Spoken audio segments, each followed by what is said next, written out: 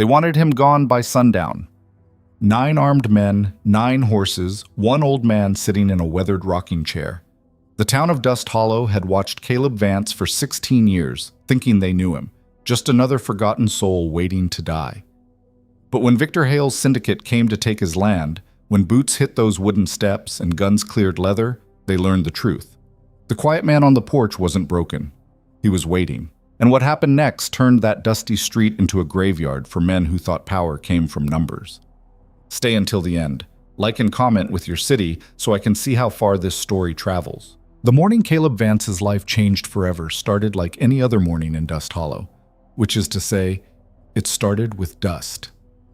The wind came in from the east, carrying grit that settled on everything. The warped boards of the general store, the hitching posts nobody used anymore, the windows of houses where people had stopped bothering to clean the glass. Dust Hollow wasn't dying. It was already dead. It just hadn't stopped moving yet. Caleb sat in his usual spot on the porch, watching the sun climb over the low hills. His chair, a rocking chair he'd built himself 20 years back, creaked with each gentle push of his boot. The sound had worn a groove in the floorboards. 16 years of the same motion, the same spot, the same morning routine. He looked 70 but moved like he was 90.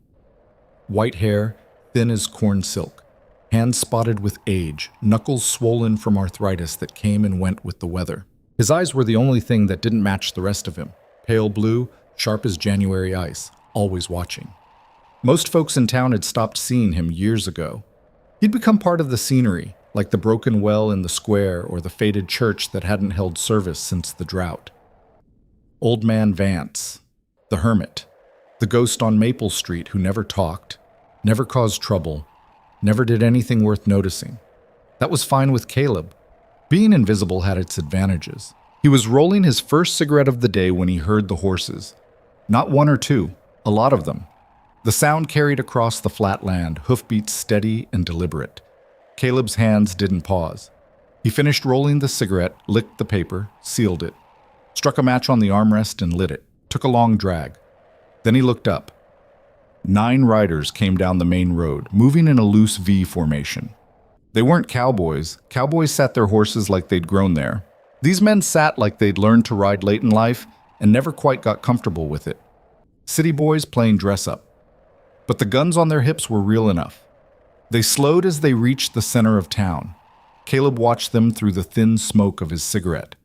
The lead rider was a big man, broad-shouldered, with a handlebar mustache waxed to stiff points. He wore a vest with a silver star pinned to it. Not sheriff's star, something else. Some kind of private badge. The big man raised his hand and the others stopped.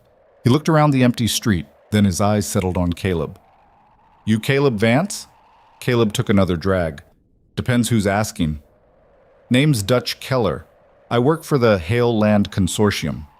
He said it like it was supposed to mean something. "We've got business with you." "Don't recall sending for anyone." Keller's mustache twitched. Might have been a smile. "This isn't a social call, old man. Mister, Hale's bought up every piece of property in this town and 10 miles around it. Every piece but one." He leaned forward in his saddle. "Yours." Caleb said nothing. The cigarette burned between his fingers. "Now, we've been patient," Keller continued. "Sent you 3 letters, fair offers, all of them. More than this shithole's worth. But you didn't respond. So Mr. Hale sent us to clarify the situation." "Situation's pretty clear to me," Caleb said. "This is my land. Has been for 32 years." "Was your land?" one of the other riders said. He was younger, maybe 25, with a patchy beard and eyes that moved too fast. Nervous energy. "Things change, old man." "Jimmy," Keller said, not looking back. "Shut up." Jimmy shut up. Keller dismounted. The leather of his saddle creaked. He was tall, taller than Caleb had guessed. 6'3", maybe 6'4". He walked with the careful swagger of a man who'd won most of his fights, but never forgotten the ones he'd lost. He stopped at the bottom of the porch steps. "Mr. Hale's a reasonable man," Keller said. "He's authorized me to make you one final offer. $500 for the house and land. Cash money right now. You take it, pack your things, and you're gone by sundown." "And if I don't?" Keller's smile didn't reach his eyes. Then we make you leave anyway. But you don't get the money. Caleb studied the man. Keller had a gun on his right hip, tied down low. His hand wasn't near it, but it wasn't far either. The other 8 men had spread out, forming a loose semicircle around the porch. Not subtle, not trying to be. Inside the house, Caleb could hear the old clock ticking. It was the only sound besides the wind. $500, Caleb said slowly, for a house and 30 acres. That's the offer. And if I told you this land's not for sale at any price, then you'd be making a mistake. Caleb took a final drag on his cigarette and flicked it into the street. It landed in the dust, still smoking. I've made a lot of mistakes in my life, son. One more won't kill me. Keller's jaw tightened. You're not hearing me, old man. This isn't a negotiation. Mr. Hale owns this town. He owns the bank. He owns the sheriff. He owns the judge. You've got no friends here, no family, no one who gives a damn whether you live or die. You're alone. Been alone before? Not like this. Keller's hand drifted closer to his gun. Not threatening, not yet. Just present. You've got until sundown. After that, things get unpleasant. The other riders had their hands on their weapons now, not drawn, but ready. The nervous one, Jimmy, looked like he was about to jump out of his skin. Caleb didn't move, didn't stand up, didn't reach for anything. He just sat there in his chair, rocking gently, his pale blue eyes fixed on Keller. Sundown, he said quietly. That's about 8 hours from now. Give or take. That's a lot of time. Time for you to pack. Time for a lot of things. Something in Caleb's voice made Keller pause. It wasn't loud, wasn't threatening, but there was a weight to it, like a door closing, like a decision being made. Keller's hand moved to his gun. Don't, Caleb said. The word hung in the air. Keller froze. He didn't know why. Later, he'd tell himself it was tactical, that he was being smart, not taking unnecessary risks. But in that moment, looking into the old man's eyes, he felt something he hadn't felt in years. Fear. Sundown, Keller said again. He backed down the steps, not turning his back until he reached his horse. Don't be here. He mounted up. The others followed. They rode out the way they'd come, 9 horses kicking up dust that settled slowly in their wake. Caleb watched them until they disappeared over the hill. Then he stood up. His knees popped. His back ached.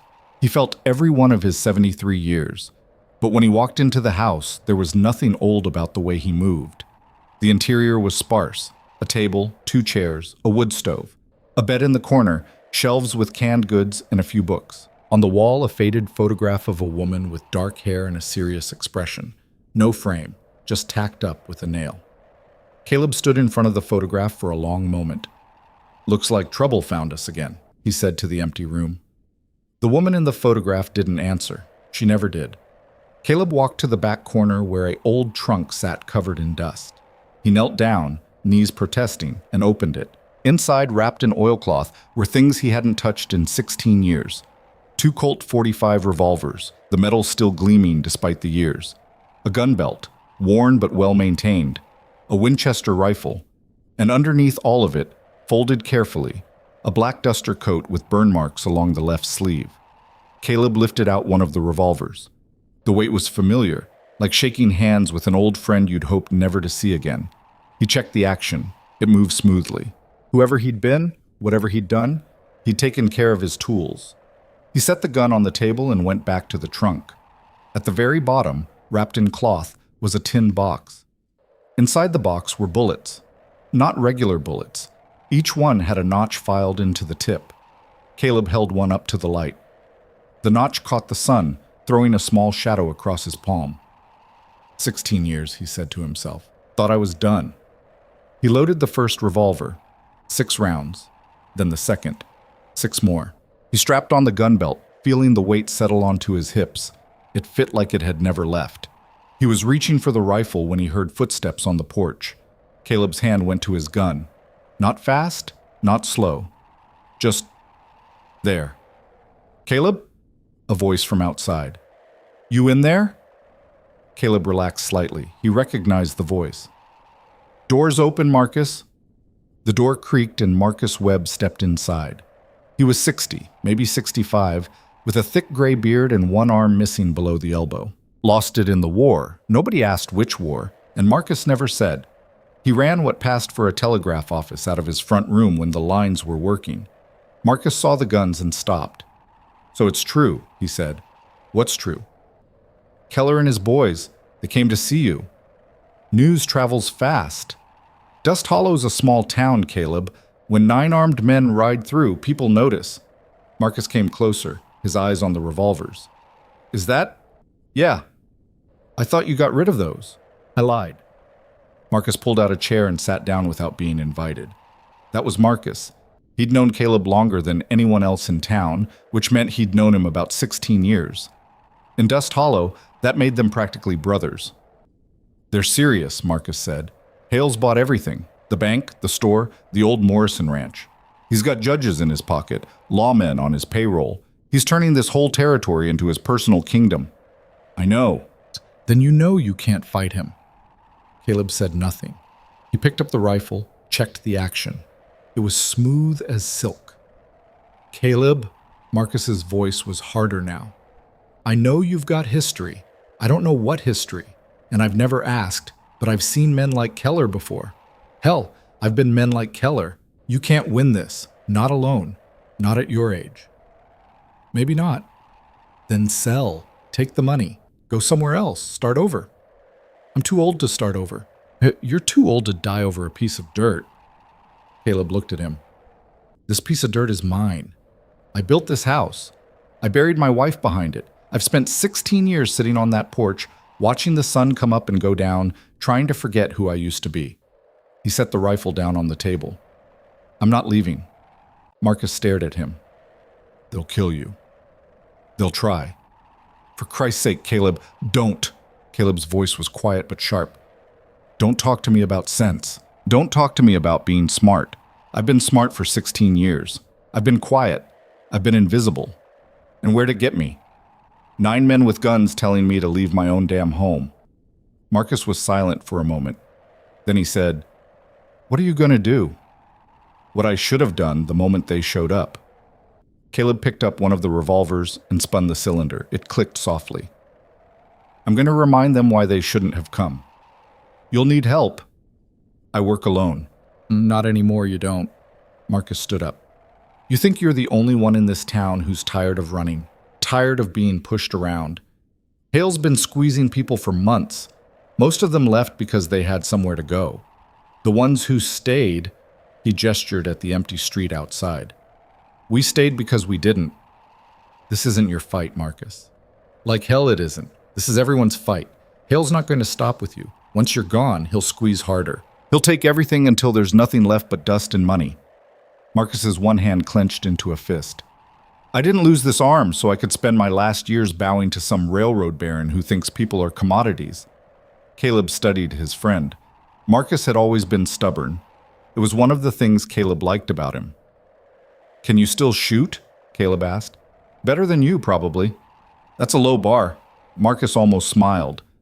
"I've got a scattergun at home, and I know at least 2 other people who might be interested in making a stand." "Who?" "Thomas Blake, the blacksmith's son. He's young, but he's got fire in him. And Sarah Chen. She runs the boarding house." Caleb frowned. "A kid and a woman. That kid is 6'2" and strong as an ox. And Sarah survived 3 years in a mining camp before she came here. She's tougher than both of us combined." Marcus headed for the door. "I'll talk to them. You do whatever you need to do." He left before Caleb could argue. Caleb stood alone in the house, surrounded by weapons he'd hoped never to touch again. The clock ticked. The wind rattled the windows. Outside, the sun climbed higher. 8 hours until sundown. He picked up the black duster and shook out the dust. The burn marks were still there, remnants of a fight he barely remembered. Or maybe he remembered it too well. Sometimes it was hard to tell which memories were real and which were dreams. He put on the coat. It fit perfectly. Of course it did. Caleb walked back to the porch and sat down in his chair. The town was still empty. Windows were shuttered. Doors were closed.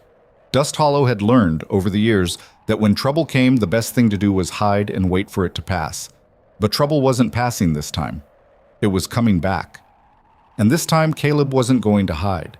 He rolled another cigarette and smoked it slowly, watching the street. Planning. calculating, remembering. The town didn't know who he was, didn't know what he'd been.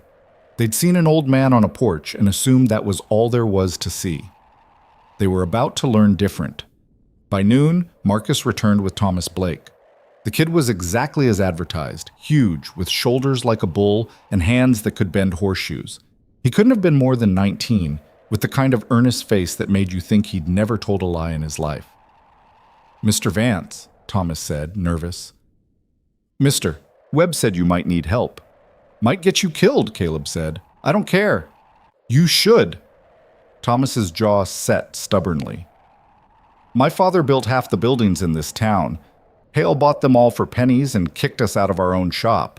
My father drank himself to death because of it. So no, sir, I don't care if it's dangerous. I want to hit back." Caleb looked at Marcus, who shrugged. "Told you he had fire," Marcus said. "Fire gets you burned." "So does doing nothing," Thomas shot back. Caleb almost smiled. "Almost." "You know how to shoot?" "Well enough." "Well enough gets you killed. Can you hit what you aim at?" Thomas hesitated. "Mostly." "Mostly?" Caleb stood up. "All right. We've got 8 hours to turn mostly into always. Come on." He led them behind the house to a small clearing, set up bottles on a fence post, handed Thomas an old revolver. "Show me," Caleb said. Thomas aimed carefully, fired. The bottle exploded. "Not bad," Caleb said. "Again." Thomas fired 5 more times, hit 4 bottles. "You're pulling left," Caleb said. "Squeezing the trigger instead of pressing. Try again." They spent the next hour drilling. Thomas was a fast learner. Caleb had to give him that. By the end, he was hitting 6 out of 6. "Good," Caleb said. "Now, do it faster." "How fast?" Caleb's hand moved. Not fast enough to blur, not like in dime novels, but smooth, practiced, inevitable. The gun cleared leather, the hammer cocked, the trigger pulled. A bottle disintegrated.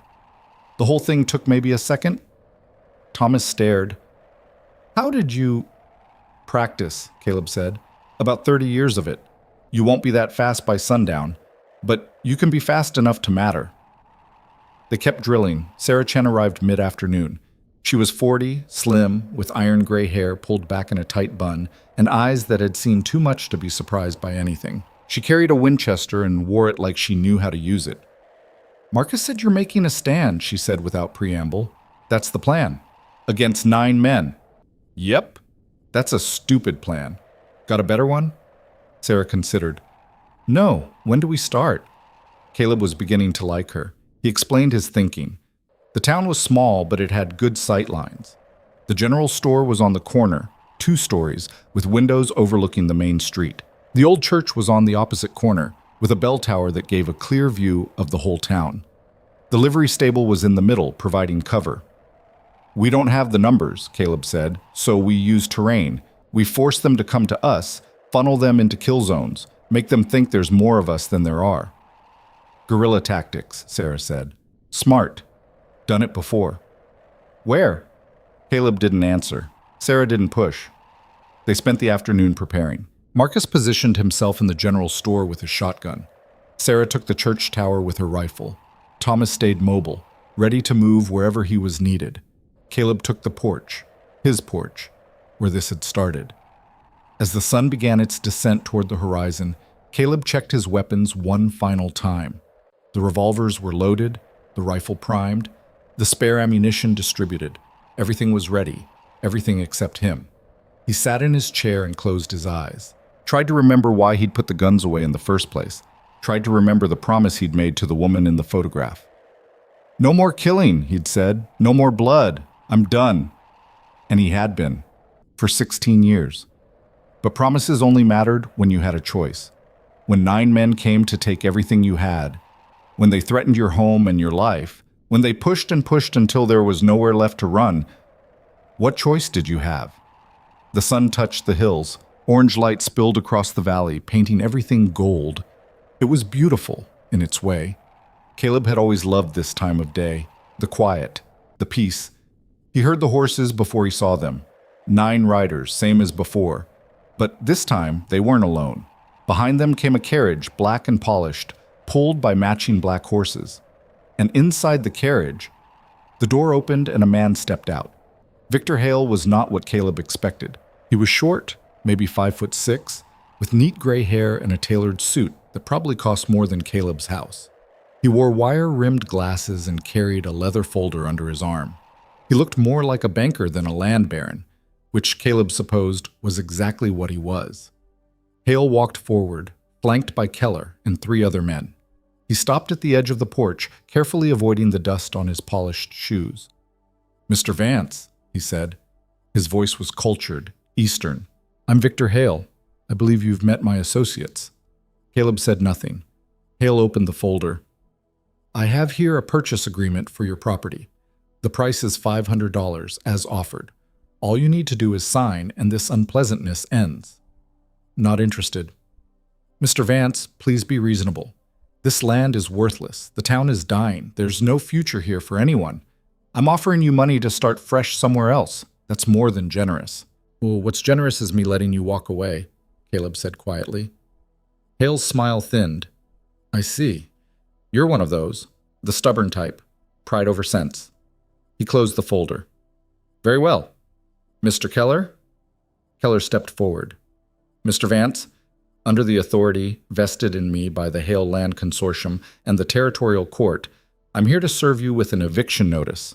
You have 30 minutes to vacate these premises. Failure to comply will result in forcible removal." He held out a piece of paper. Caleb didn't take it. "I said I'm not leaving." "Then you're under arrest for trespassing on private property." "This is my property." "Not according to this." Keller tapped the paper. "Judge Morrison signed off on it this morning. The land's been seized for non-payment of taxes and sold at auction to Mr. Hale. It's all legal and proper. Morrison's on Hale's payroll." "That's slander, old man." Caleb stood up slowly. His knees popped. His back creaked. But when he straightened, there was nothing frail about him. "You want me off my land," he said. "You're going to have to drag me." Keller's hand moved to his gun. "That can be arranged." "I wouldn't," Caleb said. "Why not?" "Because you'll be the first one I kill." The word, kill, not shoot, not hurt, but kill, landed like a stone in still water. Keller's eyes narrowed. "You threatening me?" "Stating a fact." One of the other riders laughed. Jimmy, the nervous one. "Old man, you can barely stand. You think you're going to—" Caleb's hand moved. Not fast, not slow, just there. The revolver appeared in his hand like magic, the hammer cocked, the barrel leveled at Jimmy's chest. Jimmy's laugh died. "Like I said," Caleb repeated softly. "First one." Hale took a step back. "Mr. Vance, let's not be hasty. Violence serves no one. I'm prepared to increase my offer, $750. Final offer. Take it and walk away." "No." "Then you're a fool." "Probably." Caleb's gun didn't waver. "But I'm a fool who's still breathing. You want to change that? Go ahead and try." Keller's face had gone red. "You can't fight all of us." "Don't have to fight all of you. Just have to kill enough that the rest decide it's not worth it." "You're one man." "Am I?" From the general store, a window opened. Marcus appeared, shotgun leveled. From the church tower, Sarah's rifle barrel glinted in the fading light. And from the shadows of the livery stable, Thomas stepped out, revolver in hand. Hale's men shifted nervously. Their horses danced sideways. The odds had changed. Hale looked around, his expression hardening. "I see. An ambush. How very primitive." "Call it what you want," Caleb said. "But here's how this ends. You and your men turn around, get back on your horses, and ride out of here. You don't come back. You don't send more men. You leave Dust Hollow alone. Forever. And if I refuse, then we start shooting, and keep shooting until there's nobody left to refuse." Hale studied him. Really studied him. Looking past the age, the weathered face, the shaking hands, seeing something underneath. "Who are you?" Hale asked quietly. "Really?" Caleb didn't answer. The sun had almost set. The sky was purple and gold, darkness creeping in from the east. In that strange twilight, with guns drawn and death hanging in the air, the whole world seemed to hold its breath. Then Jimmy made his mistake. His hand jerked toward his gun. Not a draw, not really, just a nervous twitch. But in that moment, with everyone balanced on a knife's edge, it was enough. Caleb fired. The first shot took Jimmy in the shoulder, spinning him out of his saddle. The second shot hit the man next to him in the leg. Marcus's shotgun roared, blowing apart the windows of the carriage. Sarah's rifle cracked from the tower, and a rider screamed. Then everyone was shooting. The street erupted into chaos. Horses reared, men shouted. Gunsmoke filled the air, thick and choking. Caleb moved without thinking, his body remembering what his mind had tried to forget. Dodge left. Fire. Duck behind the porch railing. Fire again. Roll to the side. Fire. One of Keller's men went down, clutching his stomach. Another fell from his horse, his gun spinning away into the dust. Keller himself took cover behind the carriage, firing wildly. Thomas charged from the livery stable, firing as he ran. He was too exposed, too eager. A bullet caught him in the arm and he stumbled.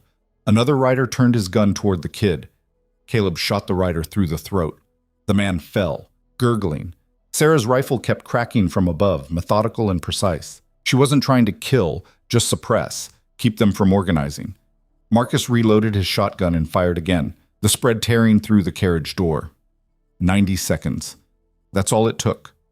When the smoke cleared, 4 of Hale's men were down, 2 dead, 2 wounded. The others had scattered, taking cover behind water troughs and barrels. Keller was still behind the carriage, his face pale. Hale himself had fallen getting out of the carriage. His glasses were broken, his suit torn. He looked up at Caleb with something like disbelief. "You're insane," he gasped. Caleb walked down the porch steps, his gun still leveled. Blood dripped from a graze on his cheek. He hadn't even felt it happen. "Maybe," he said, "but I'm insane on my own land. Now get out!" Hale scrambled to his feet. "This isn't over." "Yes, it is. I have lawyers, judges. I'll bury you in paper." Caleb fired. The bullet hit the ground 6 inches from Hale's foot. Hale jumped back with a yelp. "You don't get it," Caleb said. His voice was tired, sad almost. "I don't care about your lawyers. I don't care about your judges. I don't care about your money or your power or your goddamn railroad. This is my home. These are my people, and you're not taking it." He raised the gun, pointed it at Hale's face. "Now get out." Hale ran. He scrambled into what was left of his carriage and shouted at the driver. The remaining men grabbed the wounded and hauled themselves onto their horses. Keller was the last to leave, backing away with his gun still drawn, his eyes locked on Caleb. "This isn't finished," he said. "Yes," Caleb said quietly. "It is." Keller holstered his gun and mounted up. The survivors rode out in a scattered, broken formation, leaving their dead behind. Caleb stood in the middle of the street, gun hanging at his side, and watched them go. When they were gone, the silence was deafening. Marcus climbed down from the general store. Sarah descended from the church tower. Thomas limped over, clutching his arm. None of them spoke. They just stood there, surrounded by bodies and blood and gun smoke, trying to process what had just happened. Finally, Marcus said, "You okay?" Caleb looked down at himself. Cuts, bruises, blood, most of it not his own. "Yeah." "Thomas needs a doctor." "It's just a scratch," Thomas said, though his face was pale. "Sarah?" "I'm fine." She looked at the bodies. "We need to bury them." "After," Caleb said. "First, we need to be ready in case they come back." "They won't come back tonight," Marcus said. "They're broken." "Did you see their faces? They thought they were coming to evict an old man. Instead, they walked into hell." Caleb said nothing. He was staring at his hands. They weren't shaking. They should have been. After 16 years, after everything, they should have been shaking. But they weren't. "Who were you?" Sarah asked quietly. "Before Dust Hollow?" Caleb looked at her. For a moment, he considered telling the truth. All of it. The towns, the fights, the blood, the name he'd left behind. But what good would it do? "Someone else," he said finally. "Someone I'm trying not to be." He walked back to his porch, his boots leaving prints in the bloody dust, sat down in his chair. The sun had set completely now. Stars were coming out, cold and distant. The town of Dust Hollow was quiet, but it was a different kind of quiet than before. Not the silence of the dead, but the silence of the living, holding their breath, waiting to see what tomorrow would bring. Caleb sat in his chair and stared at the stars, feeling the weight of the guns on his hips. 16 years. He'd lasted 16 years, and now it was over. The past had found him. The man he'd been had come back. He wondered if that man had ever really left. Inside the house, the photograph of the woman watched him from the wall. In the darkness, he couldn't see her face, but he could feel her looking at him, judging him. "I'm sorry," he said to the night. "I tried." The stars didn't answer. They never did. But somewhere in the distance, over the hills where Hale's men had fled, Caleb could still hear the echo of hoofbeats. This wasn't over. It was just beginning. The bodies were still warm when the doors started opening. First, it was old Mrs. Patterson from the boarding house 2 doors down, peeking through a crack in her door like a mouse checking for cats. Then the Johnsons across the street, their faces pale in the lamplight. Then more. One by one, the people of Dust Hollow emerged from their hiding places, drawn by curiosity and the strange electric silence that follows gunfire. They gathered at the edges of the street, keeping their distance, whispering among themselves. Caleb heard fragments of their conversations. "Never seen anything like... Thought he was just an old... 4 men dead, just like that." He ignored them. He was too tired to care what they thought. Marcus was wrapping Thomas's arm with torn strips of cloth, working by the light of a lantern someone had brought out. The kid had gone quiet, the adrenaline wearing off, leaving him shaky and pale. The bullet had gouged a deep furrow in his bicep but hadn't hit bone. Lucky. "Hold still," Marcus muttered, tying off the bandage. "You're bleeding through." "It doesn't hurt that much," Thomas lied. "It will tomorrow." Marcus looked up at Caleb. "We need a real doctor." "Doc Hendricks left town 3 months ago," Sarah said. She was leaning against the church steps, her rifle across her knees. Hale bought his practice, offered him twice what it was worth to move to Kansas City. Of course he did. Marcus finished the bandage and sat back. "That man's got his fingers in everything." Caleb walked over to the nearest body. It was Jimmy, the nervous one. He'd bled out in the street, one hand still clutched around his gun. His eyes were open, staring at nothing. He looked younger dead than he had alive. Couldn't have been more than 23, 24. "You knew him?" Sarah asked, watching Caleb's face. "No." "But you've seen men like him before." Caleb didn't answer. He closed Jimmy's eyes with 2 fingers, then stood up. His knees protested. His back ached.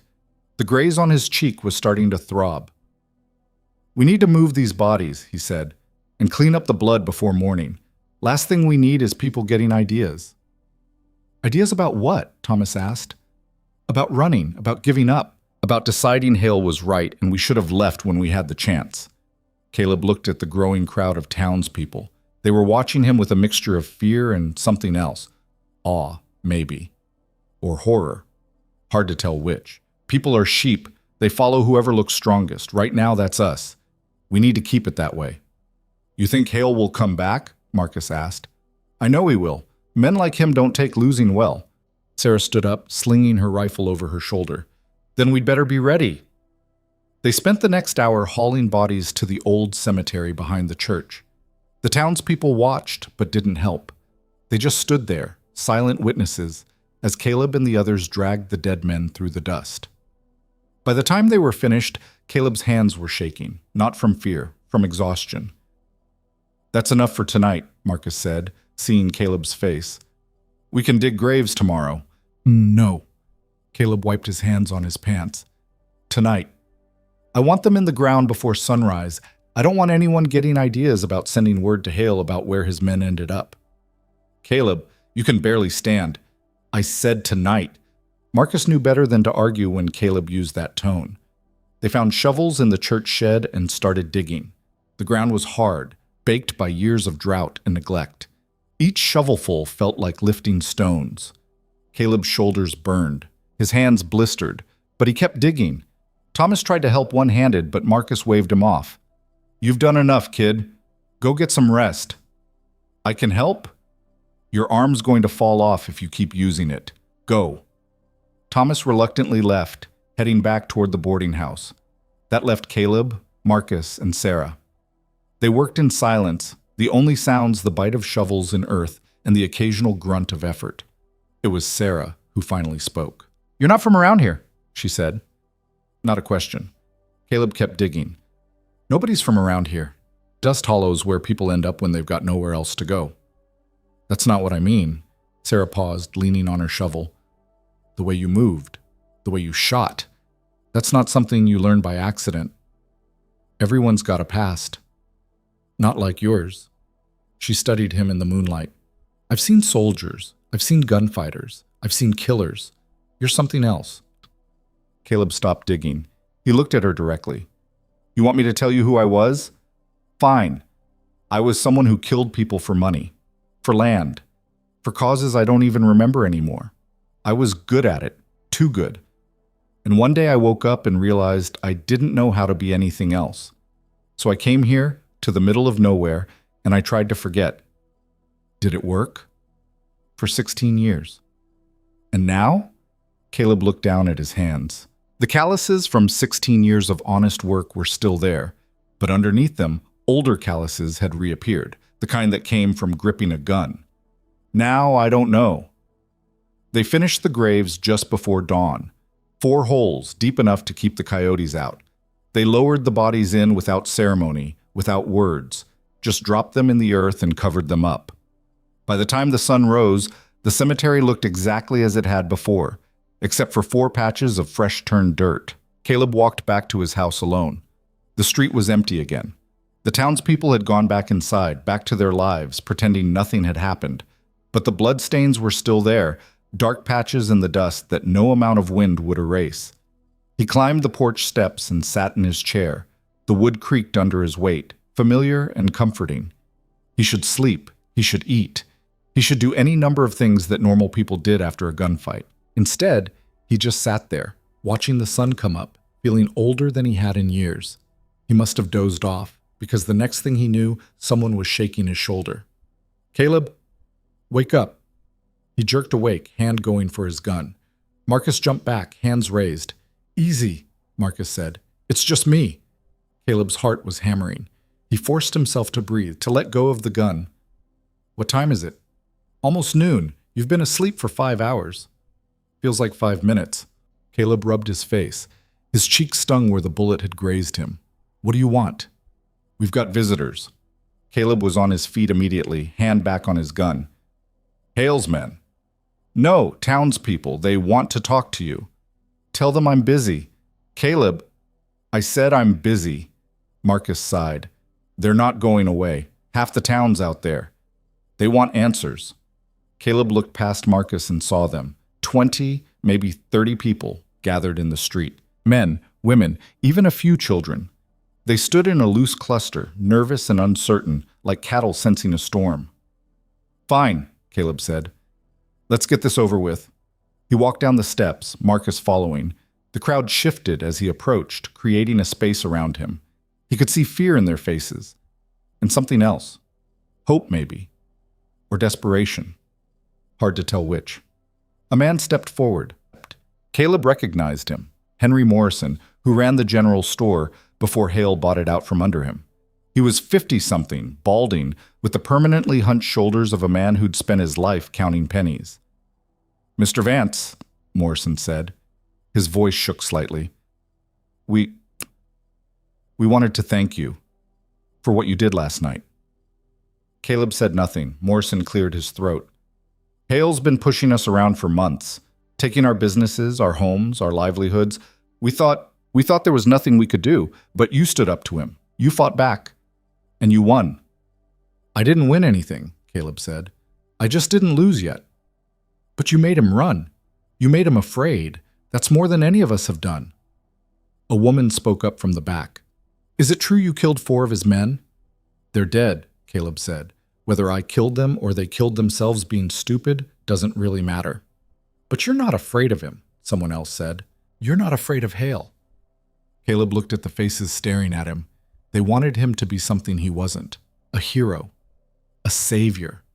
Someone who could fix all their problems with a gun. "I'm not your solution," he said flatly. "Whatever you're thinking, whatever you're hoping, stop. I fought because they came to my home. That's it. This isn't about your problems or your land or your grudges against Hale. This is personal. Morrison's face fell. But you could help us. I could what? Shoot every man Hale sends? Burn down his offices? Start a war? Caleb shook his head. I'm one old man with 2 guns and more regrets than bullets. I can't save this town. You already did, a young woman said.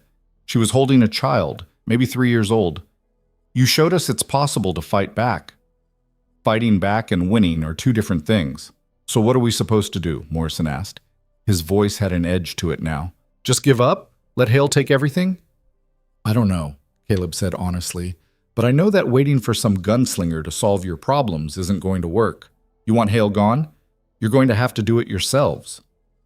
We're not fighters, someone said. Neither was I, Caleb lied. You learn, the crowd murmured among themselves. Caleb could see doubt on their faces. They'd come looking for a leader and found an old man telling them he couldn't help. It wasn't what they wanted to hear. Morrison stepped closer. What if we organized? What if we pooled our resources, hired lawyers, fought Hale in court? With what money? Someone asked. We could sell what's left, combine what we have. Hale owns the judge, Sarah said, stepping up beside Caleb. I was there when Judge Patterson signed over half the town. Hale paid him $5,000. You think a few farmers and shopkeepers can outbid that? The crowd went quiet. Then what do we do? Morrison asked quietly. Caleb wanted to tell them, wanted to lay out a plan, give them hope, be the man they needed. But he'd spent 16 years running from that responsibility. He wasn't about to pick it back up now. I don't know, he said again, but I know standing here talking isn't going to help. Go home. Think. Figure out what you're willing to risk. And if you decide you want to fight, really fight, then come find me. Otherwise, he shrugged. Otherwise, do what everyone else does. Survive. He turned and walked back to his porch, leaving the crowd behind. He could feel their eyes on his back. Disappointed, angry, lost. Marcus caught up with him at the steps. That was harsh. That was honest. They need leadership. They need to grow spines. Caleb sat down in his chair. I'm not their leader, Marcus. I'm not anybody's leader. I'm just a man who doesn't want to leave his home. You could be more than that. I've been more than that. It didn't end well. Marcus was quiet for a moment. Then he said, You know Hale's going to come back. I know. And next time he'll bring more men, better men. I know. You can't fight them all alone. I know that too. Caleb looked at his friend. What do you want me to say, Marcus? That I'll lead some grand rebellion? That I'll organize the town and turn shopkeepers into soldiers? I can't do that. I won't. Why not? Because I've seen what happens when ordinary people take up guns. I've seen farmers playing soldier, getting shot to pieces because they don't know the difference between cover and concealment. I've seen women and children caught in crossfire because someone thought they could make a stand. I've seen... He stopped, took a breath. I've seen too much. I'm not doing it again. Marcus sat down on the steps. You're not the only one who's lost people, Caleb. We've all got scars. We've all got reasons to be afraid. But we're also all out of options. Hale's not going to stop. He's going to keep pushing until there's nothing left. And if we don't push back, he shrugged, then we might as well dig our own graves right now. Maybe that's the smart play. Since when did you do the smart thing? Caleb almost smiled. Almost. They sat in silence for a while, watching the crowd disperse. People drifted back to their homes, shoulders slumped, hope fading. Within minutes, the street was empty again. I need a drink, Marcus said finally. I need about 10. The saloon's closed. Hale bought it. Of course he did. Caleb stood up. Come on, I've got a bottle inside. They went into the house. Caleb pulled out a bottle of whiskey he'd been saving for... He couldn't remember what he'd been saving it for. Special occasions, probably. This seemed special enough. He poured 2 glasses and handed one to Marcus. To bad decisions, Marcus said, raising his glass. To worse outcomes, Caleb replied. They drank. The whiskey burned going down, harsh and raw. It was cheap stuff, the kind that stripped paint and killed brain cells in equal measure. But it did the job. Marcus poured himself another glass. You know, I've been thinking. That's dangerous. About what you said. About not being able to save the town. Marcus swirled the whiskey in his glass. You're right. You can't save everyone. But you don't have to. You just have to give them a chance. A chance to what? Get killed? A chance to fight, to choose. Right now they don't have that. Hale's got them so beaten down they can't see any way out. But you showed them one. You proved it's possible to stand up to him. And I proved 4 men died doing it. 4 of Hale's men, Marcus corrected, not ours. That matters. Caleb stared into his glass. The whiskey reflected the lamplight, amber and gold. What are you asking me to do? Teach them. Not how to be soldiers, just how to defend themselves, how to shoot straight, how to think tactically. You said it yourself, they need to grow spines. Help them grow them. And when Hale comes back with 20 men instead of 9, 30, what then? Then we deal with it. Marcus drained his glass and set it down hard. Look, I know you're tired. I know you want to be left alone. But whether you like it or not, you're the only person in this town who knows how to fight a war. And like it or not, we're in one. Caleb wanted to argue, wanted to say no, to refuse, to send Marcus away and go back to his chair and his cigarettes and his 16 years of peace. But the words wouldn't come, because Marcus was right. They were in a war, and wars didn't care whether you wanted to fight them or not. 3 days, Caleb said finally. What? I'll give you 3 days. Anyone who wants to learn, tell them to be here tomorrow morning at dawn. I'll teach them the basics. How to shoot, how to move, how not to get killed stupidly. After 3 days, they're on their own. 3 days isn't much. It's more than most soldiers get. Take it or leave it. Marcus stood up. I'll spread the word. He left, and Caleb was alone again. He poured himself another glass of whiskey and walked back to the porch. The sun was past its peak now, starting its slow descent toward evening. In a few hours, it would be sundown again. 24 hours since Hale's men had come.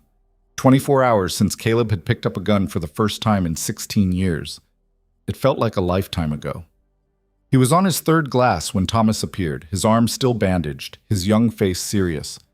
Mr. Vance, Marcus said you're going to train people. I want to help. Caleb looked at him. The kid's arm was probably screaming in pain, but he was standing straight, trying to look tough, trying to be useful. You got shot yesterday, Caleb said. You should be resting. I can still teach. I can show them what you showed me. What I showed you was how to hit bottles. That's not the same as hitting men. I hit one last night, Thomas said quietly. When they were shooting at us. I aimed and I fired and I hit him in the leg. He went down screaming. The kid's face went pale at the memory. I threw up after. When it was over, I couldn't stop thinking about it. That's normal. Does it get easier? Caleb thought about lying, about telling the kid that yes, it gets easier, that the nightmares fade and the guilt lessens and eventually you stop seeing their faces when you close your eyes. But he'd spent 16 years lying to himself. He wasn't about to start lying to others. No, he said, it doesn't get easier. You just get better at living with it. Thomas was quiet for a long moment. Then he said, I still want to help. Why? Because if I don't, what was the point? My father died because he couldn't fight back. I don't want to die the same way, and I don't want anyone else to either. Caleb studied the kid, saw the determination in his eyes, the set of his jaw, saw himself maybe 30 years ago, young and angry and convinced that violence could solve problems. All right, Caleb said. Tomorrow morning, dawn. Don't be late. Thomas nodded and left, walking a little taller than he had when he arrived. Caleb finished his whiskey and set the glass aside. He was tired. Bone-deep, soul-crushing tired. But he couldn't sleep. Every time he closed his eyes, he saw Jimmy's face, saw the other bodies, saw the blood in the street, saw the woman in the photograph looking at him with disappointment. I know, he said to her. I know I promised, but they came to me. What was I supposed to do? The woman didn't answer. She never did. Night fell. Caleb lit a lamp and sat in the darkness, listening to the wind rattle the windows. Somewhere in the distance, a coyote howled. The sound was lonely and wild and free. He envied it. By dawn, 12 people had gathered in front of his house. 12 people who wanted to learn how to fight. It was more than Caleb expected and fewer than he'd hoped. Marcus was there, along with Sarah and Thomas. The rest were townspeople Caleb barely knew. A couple of farmers. A carpenter. A woman who'd run the seamstress shop before Hale bought it. Old Peterson, who had to be pushing 70. Even Morrison, the shopkeeper, looking nervous and out of place. "This everyone?" Caleb asked. "This is everyone who's willing," Marcus said. Caleb looked them over. They were soft, scared. Most of them had probably never fired a gun in anger, never mind at another person. They had no business being soldiers. But then again, neither did he. "All right," Caleb said. "First rule, if you're here to play hero, leave now. There's nothing heroic about getting shot. Second rule, do exactly what I say when I say it, or you're going to get yourself killed. Third rule, this is going to be hard, harder than anything you've ever done. If you can't handle that, leave now." Nobody left. "Fine." Caleb picked up a rifle and held it out. "Who knows how to shoot?" Most of them raised their hands. Who's actually hit what they were aiming at? Half the hands went down. Who shot at something that was shooting back? All the hands went down except Sarah's and Marcus's. Caleb nodded. "That's what I thought. We're going to start with the basics. How to hold a gun, how to aim, how to breathe, how to squeeze a trigger without jerking the barrel. And we're going to do it until your hands bleed and your arms shake and you hate me so much you can't see straight. Because the difference between hitting your target and missing is the difference between living and dying." He spent the next hour drilling them on fundamentals. Stance, grip, sight picture, trigger control. Simple things. Things a child could learn. But under pressure, with fear and adrenaline clouding your mind, simple became impossible. Morrison kept flinching before he fired. The carpenter couldn't keep his hand steady. Peterson's eyesight was so bad he couldn't see the targets. But they tried. That counted for something. By midday, most of them could hit a man-sized target at 20 yards. Not quickly, not consistently, but enough to maybe, possibly, save their own lives if it came to it. Caleb called a break. The students collapsed in the shade, exhausted. He walked among them, making adjustments, offering tips. Thomas helped, demonstrating proper form despite his injured arm. Sarah approached Caleb, her expression thoughtful. "They're terrible," she said quietly. "I know. 3 days isn't going to be enough. I know that too. So what's the point?" Caleb watched Morrison trying to reload his rifle, fumbling with the cartridges. "The point is they're trying. That's more than they were doing yesterday. Trying gets you killed. So does giving up." Caleb looked at her. "You got a better idea?" Sarah was quiet. Then she said, "No, I suppose I don't." They trained for 3 more hours. By the time Caleb called it quits, his students could barely stand. But they'd improved, not much, but enough. "Tomorrow," Caleb said. "Same time. We'll work on movement and cover. Dismissed." They limped away, nursing sore muscles and blistered hands. Caleb watched them go, feeling every one of his 73 years. Marcus stayed behind. "You're good at this." "I've had practice." "Where, the war?" Caleb didn't answer. Marcus knew better than to push. "I heard something," Marcus said instead. "From my telegraph contact in Silver Creek. Hale's hiring, putting out word he needs men, experienced men." "How many?" "Don't know, but the money's good. $20 a day plus bonuses." Caleb did the math. $20 a day would attract professionals. The kind of men who killed for a living and didn't ask questions. "How long do we have?" he asked. "A week? Maybe less?" "Then we'd better make these 3 days count." He turned to go back inside, but Marcus stopped him. "Caleb, thank you for doing this. Don't thank me yet. We might all be dead in a week." "Maybe, but at least we'll die fighting." Caleb wasn't sure if that was better or worse, but he didn't say so. The next 2 days passed in a blur of gunfire and shouted instructions. Caleb pushed his students hard, harder than they thought they could handle. He made them run while shooting, made them reload in the dark, made them practice until their fingers bled and their shoulders were bruised from recoil. Some quit. The carpenter left after the first day. Peterson admitted his eyes were too bad and dropped out. But the others stayed. Morrison, the shopkeeper, turned out to have a steady hand and a good eye. The seamstress, her name was Ruth, was quick and fearless. Thomas improved daily, learning to compensate for his injured arm. By the end of the third day, Caleb had turned 12 scared townspeople into something resembling a militia. They weren't soldiers. They'd never be soldiers. But they could shoot straight and think under pressure, and that was more than most people could claim. On the evening of the third day, Caleb gathered them together one last time. "This is it," he said. "Everything I can teach you in 3 days, you've learned. The rest is up to you. Practice what I showed you. Stay sharp. Stay ready. Because Hale's coming back, and when he does, he's not bringing amateurs." "What do we do when he comes?" Morrison asked. "You survive. You protect your homes and your families. You don't try to be heroes. You just don't quit." "And you?" Ruth asked. "What will you do?" Caleb looked at her, at all of them.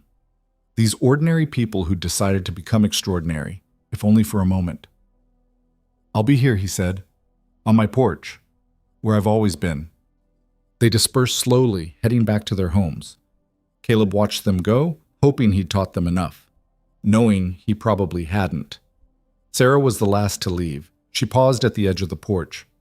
"You know they're going to follow you," she said. "When Hale comes, they're going to look to you for orders. I'm not their commander. You are whether you want to be or not." She adjusted her rifle. "The question is whether you're going to accept it." She left before he could answer. Caleb sat in his chair and watched the sun set. Tomorrow would be the 4th day. Tomorrow, Hale's reinforcements might arrive. Tomorrow, everything might end. He thought about running, about packing up in the night and disappearing like he'd done before, finding some new town, some new porch, some new life. But he was too old to run, too tired, too done with being someone he wasn't. So he'd stay, and he'd fight. And whatever happened, happened. The stars came out, cold and distant. Caleb sat beneath them, 2 guns on his hips, and waited for morning. They came on the 6th day, just after noon, when the sun was high enough to blind anyone looking east. Caleb was on his porch, like always. He'd been sitting there since dawn, smoking cigarettes and watching the road. He'd known they were coming. The only question was when. He heard them before he saw them. Not hoofbeats this time. Wagon wheels. The creak of axles and the jingle of harness. Heavy loads, moving slow. Marcus appeared from the telegraph office, running despite his age and missing arm. "Caleb, they're here." "I know. There's—" Marcus stopped to catch his breath. "There's a lot of them." "How many?" "I counted 15 riders, plus 2 wagons, and—" Marcus's face went pale. "And Judge Patterson. He's with them." Caleb stood up slowly, his hand resting on his gun. "Get everyone to their positions, now!" Marcus ran off, shouting orders. Within minutes, the town transformed. Shutters slammed shut, doors locked. The 12 people Caleb had trained scrambled to their assigned spots: windows, rooftops, doorways. They moved quickly, efficiently, like he'd taught them. Sarah took her position in the church tower, rifle ready. Morrison and Ruth positioned themselves in the general store, covering the south approach. Thomas, despite his wounded arm still healing, climbed onto the roof of the livery stable with a Winchester. Caleb stayed on his porch, waiting. The wagons appeared first, rolling down the main street. They were covered with canvas, pulled by teams of 4 horses each. Behind them came the riders, not city boys pretending to be cowboys this time. These were professionals. You could see it in the way they sat their horses, the way their eyes scanned the buildings, the way their hands never strayed far from their weapons. Keller was with them, his face still bruised from the last encounter. But he wasn't in charge anymore. The man leading the group was someone new, someone worse. He was tall and thin, dressed in black from hat to boots. His face was weathered and hard, with a scar running from his left eye to his jaw. He rode like he'd been born in the saddle, and the twin revolvers on his hips looked well used. The riders stopped in the middle of the street. The man in black dismounted smoothly and walked forward, his spurs jingling with each step. "You must be Caleb Vance," he said. His voice was quiet, almost gentle.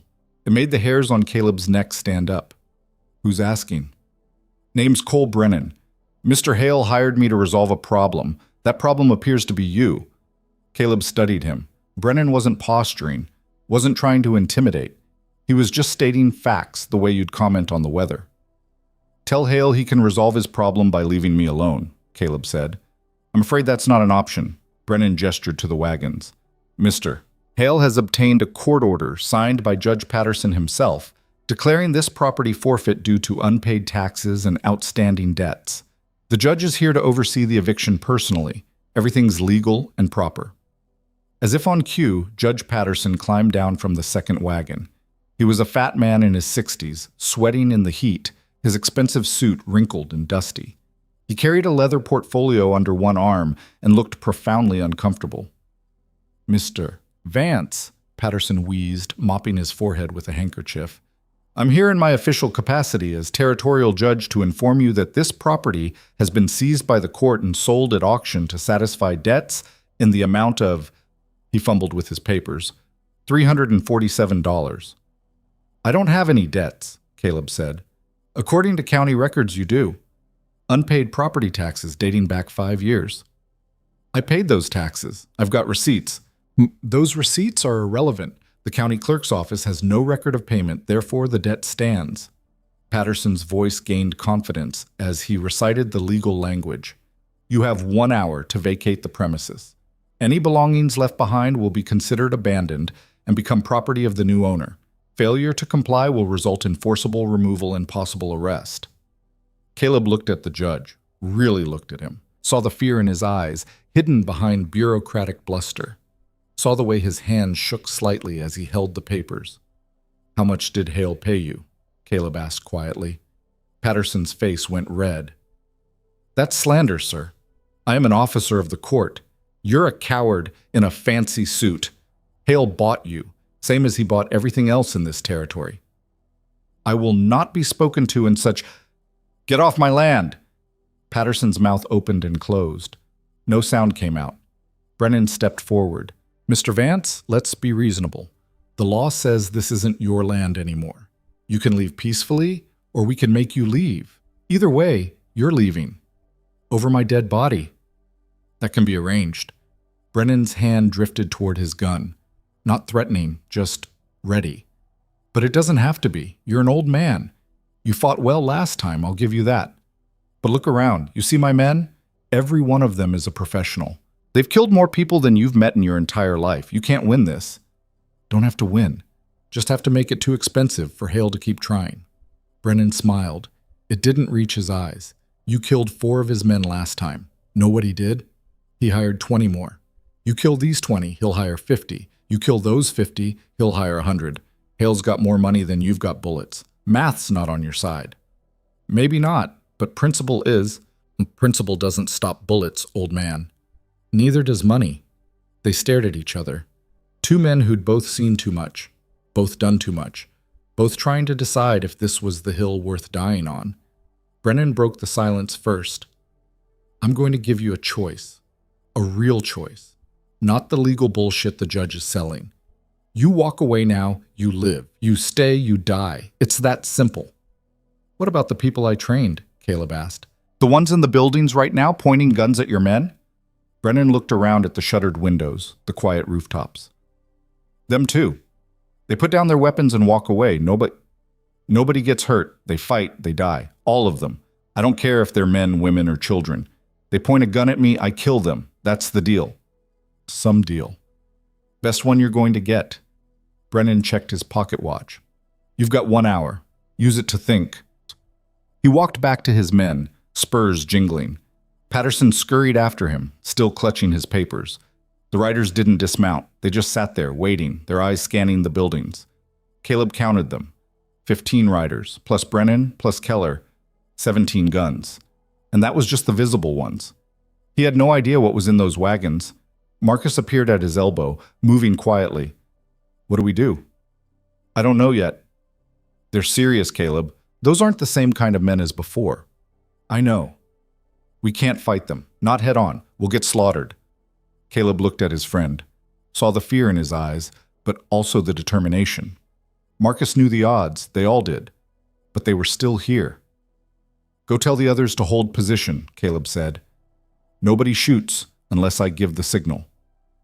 And if they attack first, then they defend themselves. But nobody starts this. We're not the aggressors here. Marcus nodded and disappeared. Caleb sat back down in his chair, his mind racing. Brennan was right about the math. 17 professional killers against 12 shopkeepers and farmers. It wasn't even close to a fair fight. But then again, Caleb had never been much for fair fights. He thought about the layout of the town, thought about angles and sight lines and choke points, thought about everything he'd learned in 30 years of violence. There had to be a way. There always was, if you were willing to pay the price. The question was how high that price would be. The hour crawled past. The sun beat down mercilessly. Caleb smoked 3 cigarettes and didn't taste any of them. His mind kept circling back to the same problem. How do you beat superior numbers with inferior forces? You don't, the logical part of his brain said. You retreat.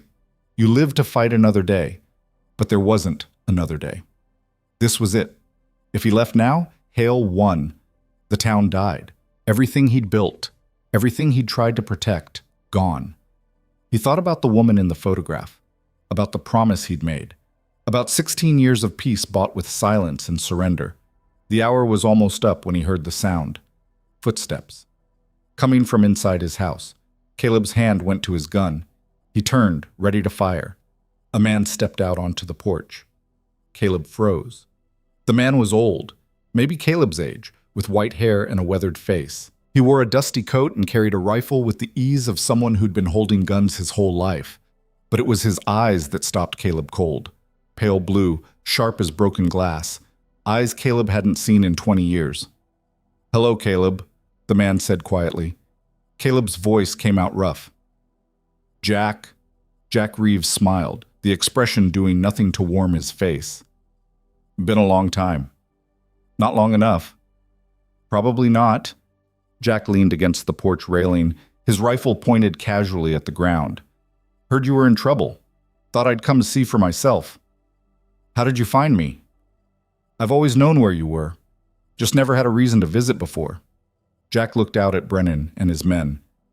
"Seems like you've gone and kicked a hornet's nest." "Wasn't planning on it." "You never do." Jack pulled out a tobacco pouch and started rolling a cigarette. "Who's the one in black?" "Cole Brennan." Jack paused. "Cole Brennan." "The Cole Brennan? Out of Missouri?" "That's him." "Well, hell." Jack finished rolling his cigarette and lit it. "You really know how to pick your enemies, don't you?" "Didn't pick him. He picked me." "Same difference." Jack took a long drag. "Brennan's good, real good. Killed maybe 30 men that I know of, probably more he didn't brag about. Fast, smart, mean. You can't take him straight up. I wasn't planning to." "Good, because even in your prime, you couldn't beat him, and your prime was a long time ago." Caleb wanted to argue, wanted to tell Jack he was wrong. But looking at his old friend's face, seeing the truth there, he couldn't. "Why are you here, Jack?" "Told you. Heard you were in trouble." "How?" Jack smiled. "You think you're the only one who still has contacts? I keep my ear to the ground. And when I heard Caleb Vance was making a stand against some railroad baron, I figured I'd better see what the fuss was about." "Come to watch me die?" "Come to help you not die, you ungrateful bastard." Jack gestured at the town. "You got a dozen shopkeepers playing soldier, facing down 17 professional killers. You need all the help you can get." Caleb studied his old friend. Jack had been the closest thing to a brother he'd ever had. They'd fought together, bled together, nearly died together, more times than Caleb could count. And when Caleb had finally walked away from that life, Jack had been the one person who understood. But that was 20 years ago. People changed. Life changed. "I don't want your help," Caleb said. "Too bad. You've got it anyway." Jack flicked ash from his cigarette. "Besides, I'm not doing it for you. I'm doing it because I'm bored and this looks interesting." "This looks like suicide." "Same thing, the way I live." Despite himself, Caleb almost smiled. Jack had always been like this. Reckless, fearless, impossible to discourage. It was what made him dangerous and what made him valuable. "You know we can't win this," Caleb said. "Sure we can. Just takes the right strategy. Brennan's not stupid. Whatever we try, he'll see it coming." Maybe. Maybe not. Jack dropped his cigarette and crushed it under his boot. Where's your weak point? What? Every defense has a weak point. Where's yours? Caleb thought about it. The north side. There's no coverage there. If Brennan flanks us, then that's where we make our stand. Jack's eyes gleamed. We don't defend all of the town, just this street. We turn it into a killing box, funnel them where we want them, then hit them from angles they don't expect. That won't stop 17 men. No, but it'll stop them from using all 17 at once. You can't bring overwhelming force to bear if the terrain won't let you. Jack pointed at the wagons. What do you think is in those? No idea. Want to bet it's more men or maybe explosives? Something to flush you out or burn you out. Caleb hadn't thought of that. If they've got explosives, then we can't let them use them. We have to hit first, hit hard, and keep them off balance. Jack looked at him. You still got that trick with the mirrors? Caleb blinked. The what? The mirrors, the thing we did in Silver Creek, made one man look like three. That was 30 years ago. Did you forget how to do it? No, but then get me some mirrors and position your people where I tell you. We're going to make Brennan think you've got an army. Caleb wanted to argue, wanted to tell Jack this was insane, but looking at his friend's face, seeing the old fire there, he realized something. Jack was right. They couldn't win a straight fight, so they had to fight crooked. All right, Caleb said. What do you need? Jack's smile was sharp and dangerous. Everything you've got. The next 30 minutes were a blur of activity. Jack repositioned everyone, turning Caleb's defensive setup into something more aggressive. He placed mirrors and windows at angles that reflected movement, making it impossible to tell how many shooters were actually there. He had Thomas and two others create false positions, hats on sticks, coats stuffed with straw, that looked like men from a distance. It won't fool them for long, Jack said. But it doesn't need to, just needs to make them hesitate. Make them second guess. Doubt kills as surely as bullets. Caleb watched his old friend work, marveling at how little he'd changed. Jack moved with the same efficiency, the same tactical mind that had kept them alive through a dozen impossible situations. You've been keeping in practice, Caleb observed. Never stopped, unlike some people. Jack glanced at him. You've gone soft, Caleb. I can see it. The way you move, the way you think. You've been trying to be someone you're not for too long. Maybe. But I liked who I was trying to be better than who I actually am. That's because you're an idiot. Jack checked his rifle. The man you were kept you alive. The man you're trying to be is going to get you killed. At least I'll die clean. Clean doesn't mean shit when you're dead.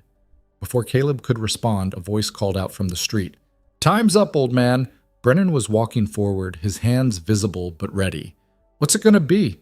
You walking or we carrying you out? Caleb stepped to the edge of the porch. Got a counteroffer for you, Brennan. I'm listening. You and Hale pack up and leave. Don't come back. We forget this whole thing ever happened. Brennan actually laughed. That's not how this works. Sure it is. You're getting paid to take land from an old man. How much is Hale paying you? $20 a day? 30? 50, plus bonuses. I'll double it. You turn around, take your men, and ride out. I'll pay you $100 a day to leave me alone. Brennan stopped walking. For a moment, Caleb thought it might actually work. Then Brennan shook his head. Nice try. But I don't work that way. I take a job, I finish it. That's why people hire me. He looked past Caleb at Jack. Who's your friend? Nobody you need to worry about, Jack called back. I worry about everyone with a gun. Brennan's eyes narrowed. You look familiar. I've got one of those faces. No, I know you. Missouri, maybe? 5, 6 years back? Jack said nothing. Brennan's expression changed. Recognition. Jack Reeves.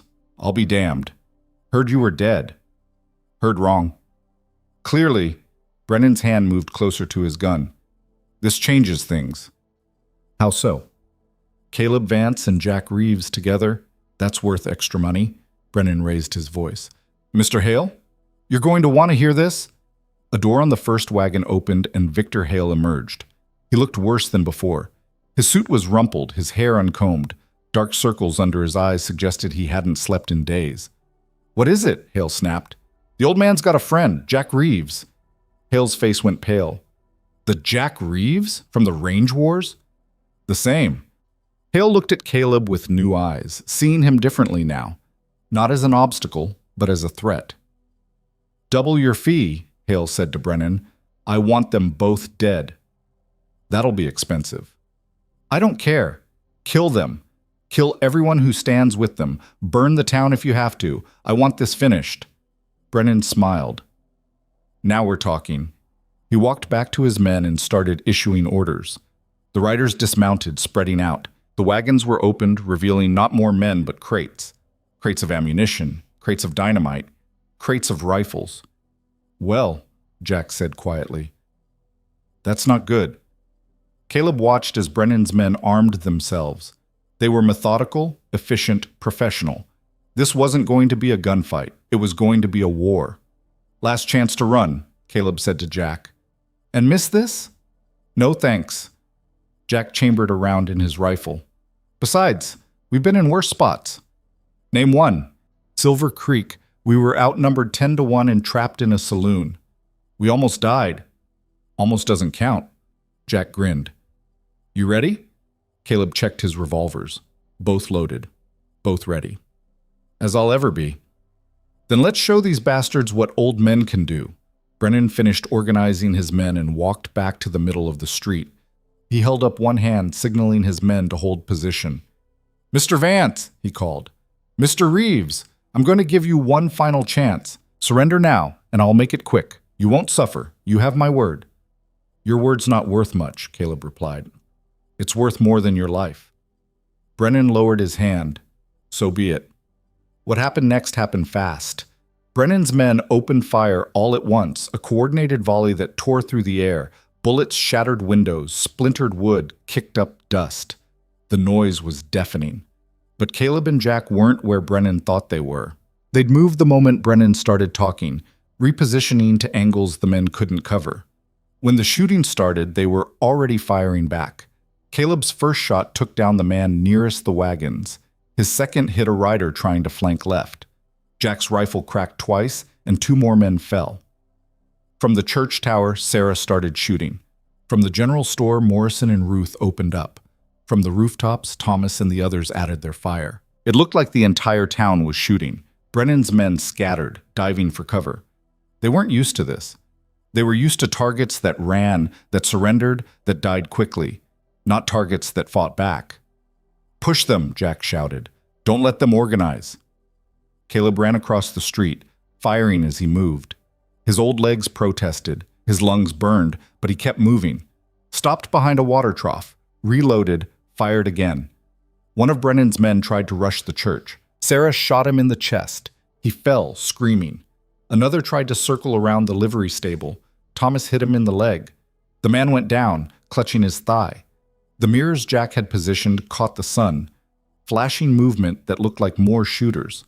Brennan's men started firing at shadows, wasting ammunition. "Fall back!" Brennan shouted. "Regroup!" His men retreated to the wagons, taking cover behind the heavy wood. They'd lost 4 men in the first minute. 4 professionals, taken down by shopkeepers and old men. Brennan's face was dark with fury. "Get the dynamite," he ordered. "Blow the buildings, all of them." Caleb's blood went cold. If they started throwing dynamite, the whole town would burn. Everyone would die. "Jack," he shouted. "The dynamite!" "I see it!" Jack was already moving, running toward the wagons with reckless abandon. He fired his rifle one-handed, bullets flying wild but forcing Brennan's men to duck. Caleb ran after him, providing covering fire. Bullets kicked up dust around his feet. One clipped his coat, tearing fabric. He kept running. Jack reached the first wagon and grabbed a stick of dynamite. Lit the fuse with his cigarette, threw it. Not at the men. At the second wagon. The explosion was massive. Fire and wood and metal erupted into the sky. The shockwave knocked Caleb off his feet. His ears rang, his vision blurred. When the smoke cleared, the second wagon was gone. Just splinters and flames. 3 of Brennan's men had been caught in the blast. They weren't moving, but the first wagon was still there, and Brennan was still alive, climbing to his feet, his face bloody but his eyes clear. He looked at Caleb, at Jack, at the burning wreckage, and he smiled.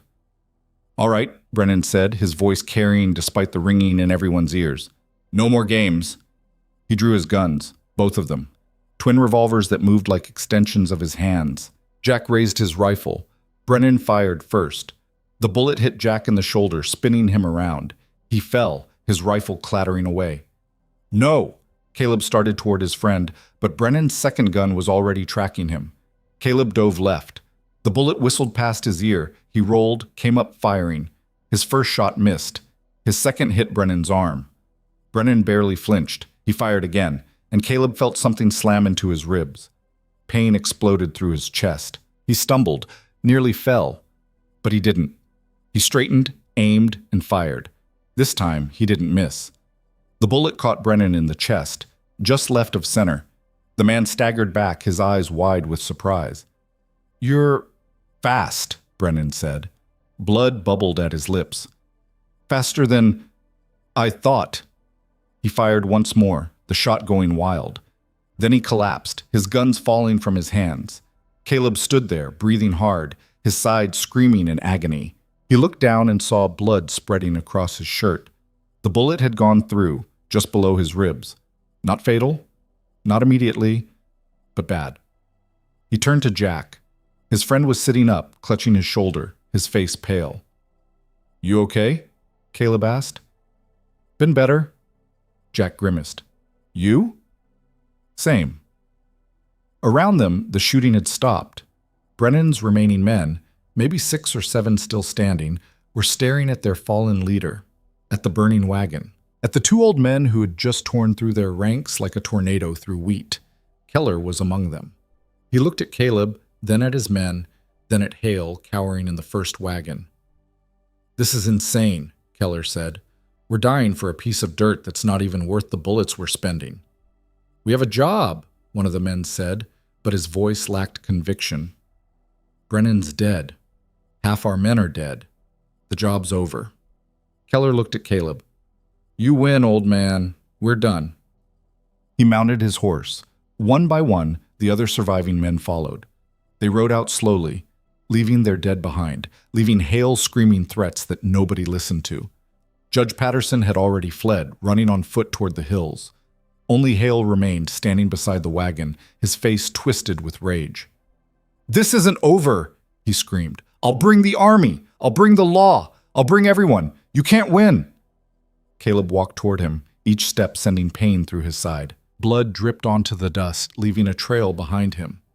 "You already lost," Caleb said quietly. "You just don't know it yet." He raised his gun. Hale's face went white. You can't kill me. I'm unarmed. It would be murder." "Would it?" Caleb's finger tightened on the trigger. "Caleb," Jack's voice, weak but clear. "Don't." Caleb didn't look away from Hale. "Give me one reason?" "Because you're not that man anymore. You told me yourself. You spent 16 years trying to be better. Don't throw it away now." Caleb's hand shook. He wanted to pull the trigger, wanted to end this, wanted to make sure Hale never hurt anyone again. But Jack was right. Killing an unarmed man wasn't justice. It was just killing. He lowered his gun. "Get out," he said to Hale. "Get on that wagon and drive away. If I ever see you again, if you ever come back to this territory, if you ever send anyone after me or mine, I will kill you. Not quickly, not cleanly. I will make it last. Do you understand?" Hale nodded frantically. He scrambled onto the wagon, grabbed the reins, and whipped the horses into motion. The wagon lurched forward, racing out of town like the devil himself was chasing it. Maybe he was. Caleb stood in the middle of the street, surrounded by bodies and blood and smoke. His side was on fire. His vision was starting to blur. He heard footsteps, voices, people rushing toward him. Marcus reached him first. "Caleb, you're shot." "I know." Caleb's legs gave out. Marcus caught him, lowered him carefully to the ground. Sarah appeared, her face pale. "How bad?" "Bad enough." Caleb closed his eyes. The pain was overwhelming now, washing over him in waves. "Jack, check on Jack." "I'm fine," Jack called out. Thomas was helping him to his feet, supporting his weight. "Just a shoulder wound. I've had worse." "Everyone else?" Caleb asked. "Morrison took a bullet in the leg," Sarah reported. "Ruth's got a graze on her arm." Everyone else is shaken but alive. The town? Still standing. Caleb laughed. It hurt. Everything hurt. But they'd done it. Against impossible odds, they'd won. Don't try to talk, Marcus said. We need to stop this bleeding. In a minute, Caleb opened his eyes, looking up at the sky. It was blue, cloudless, beautiful. First, I need to say something. What? Thank you, all of you, for standing with me, for not running, for... He coughed. Blood flecked his lips. For reminding me what's worth fighting for. Save your speeches, Sarah said, but her voice was gentle. You're not dying today. Might be. You're too stubborn to die. Now shut up and let us help you. They carried him to his house, laid him on his bed. Someone, Ruth maybe, started tending his wound. The pain was incredible, but Caleb forced himself to stay conscious, to stay present. Jack sat beside him, his own shoulder wrapped in bandages. Hell of a fight, Jack said. Hell of a stupid fight. Same thing, Jack grinned. You did good, Caleb. Real good. We did good. Yeah, we did. Jack's expression grew serious. You know Hale's going to come back eventually. Men like him always do. Let him. Next time I won't hesitate. Next time you might not be alive. Then someone else will stop him. This town's got fight in it now. They've tasted what it's like to stand up. They won't forget. Jack nodded slowly. Maybe you're right. I'm always right. You just never listened. Because you're usually wrong. Despite the pain, despite everything, Caleb smiled. It felt good. Felt right. Outside, the sun was setting. Golden light spilled through the windows, painting everything in warm colors. Caleb could hear people in the street talking, laughing, crying. The sounds of life, of survival. He'd done it. He'd protected his home, his people. His 16 years of peace hadn't been for nothing. The woman in the photograph watched from the wall. Caleb looked at her, and for the first time in years, he didn't feel guilty. I kept the promise as long as I could, he whispered. I hope that's enough. The woman didn't answer, but in the fading light, Caleb could almost imagine she was smiling. The fever came 3 days later, fierce and sudden as a summer storm. Caleb woke in the middle of the night, his body burning, his sheets soaked with sweat. The room spun around him. He tried to sit up and couldn't. His side felt like someone was pressing a hot iron against it. Easy, a voice from the darkness. Jack, sitting in the corner, keeping watch. Don't move. I'm fine, Caleb lied. His voice came out as a croak. You're delirious, the wound's infected. Jack stood and came closer, pressing a hand to Caleb's forehead. You're burning up. Just need water. You need a doctor, but we don't have one, so you're stuck with me and Sarah doing our best not to kill you. Jack poured water from a pitcher, helped Caleb drink. She's been changing the bandages every few hours, cleaning the wound with whiskey. It's bad, Caleb. Real bad. Caleb closed his eyes. The pain was constant now, a throbbing ache that went bone deep. How long have I been out? 3 days. You wake up sometimes, talk nonsense, then pass out again.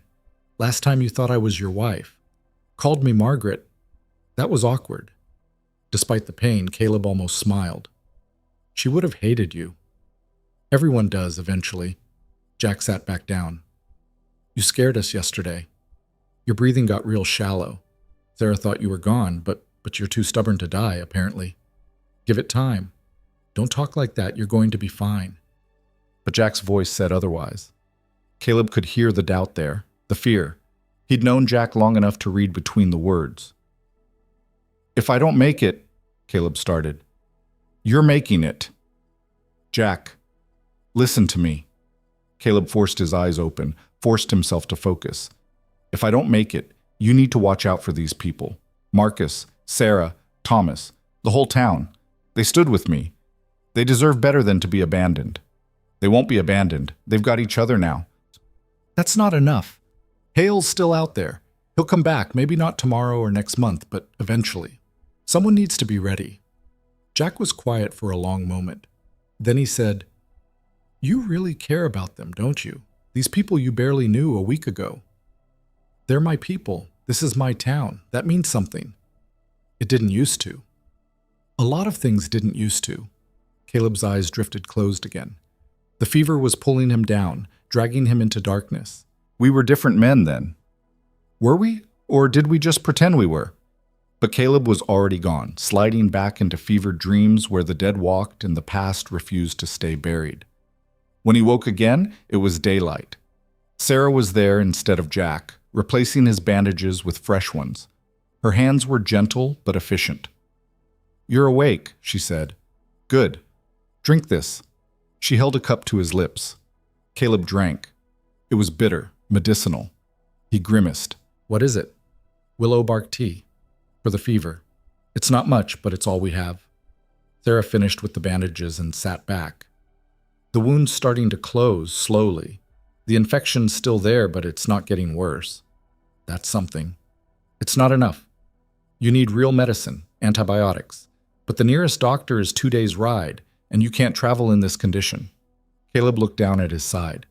The bandages were clean, white, but he could see dark stains underneath. Blood and other things he didn't want to think about. "How's everyone else?" he asked. "Morrison's leg is healing. He'll have a limp, probably, but he'll walk. Ruth's fine. Thomas keeps trying to help with everything despite his arm. The kid's got more heart than sense." Sarah paused. "Jack's been here every night. Won't leave. Says someone needs to make sure you don't do something stupid like die." "That sounds like him. He cares about you, even if he won't admit it. We've been through a lot together. Long time ago." Sarah studied him with those sharp eyes. "You're not going to tell me what you two did, are you? Before you came here?" "No." "Didn't think so." She stood up, gathering the old bandages. "But I'll say this. Whatever you were, whoever you were, you're different now. Better. Don't lose that." She left before he could respond.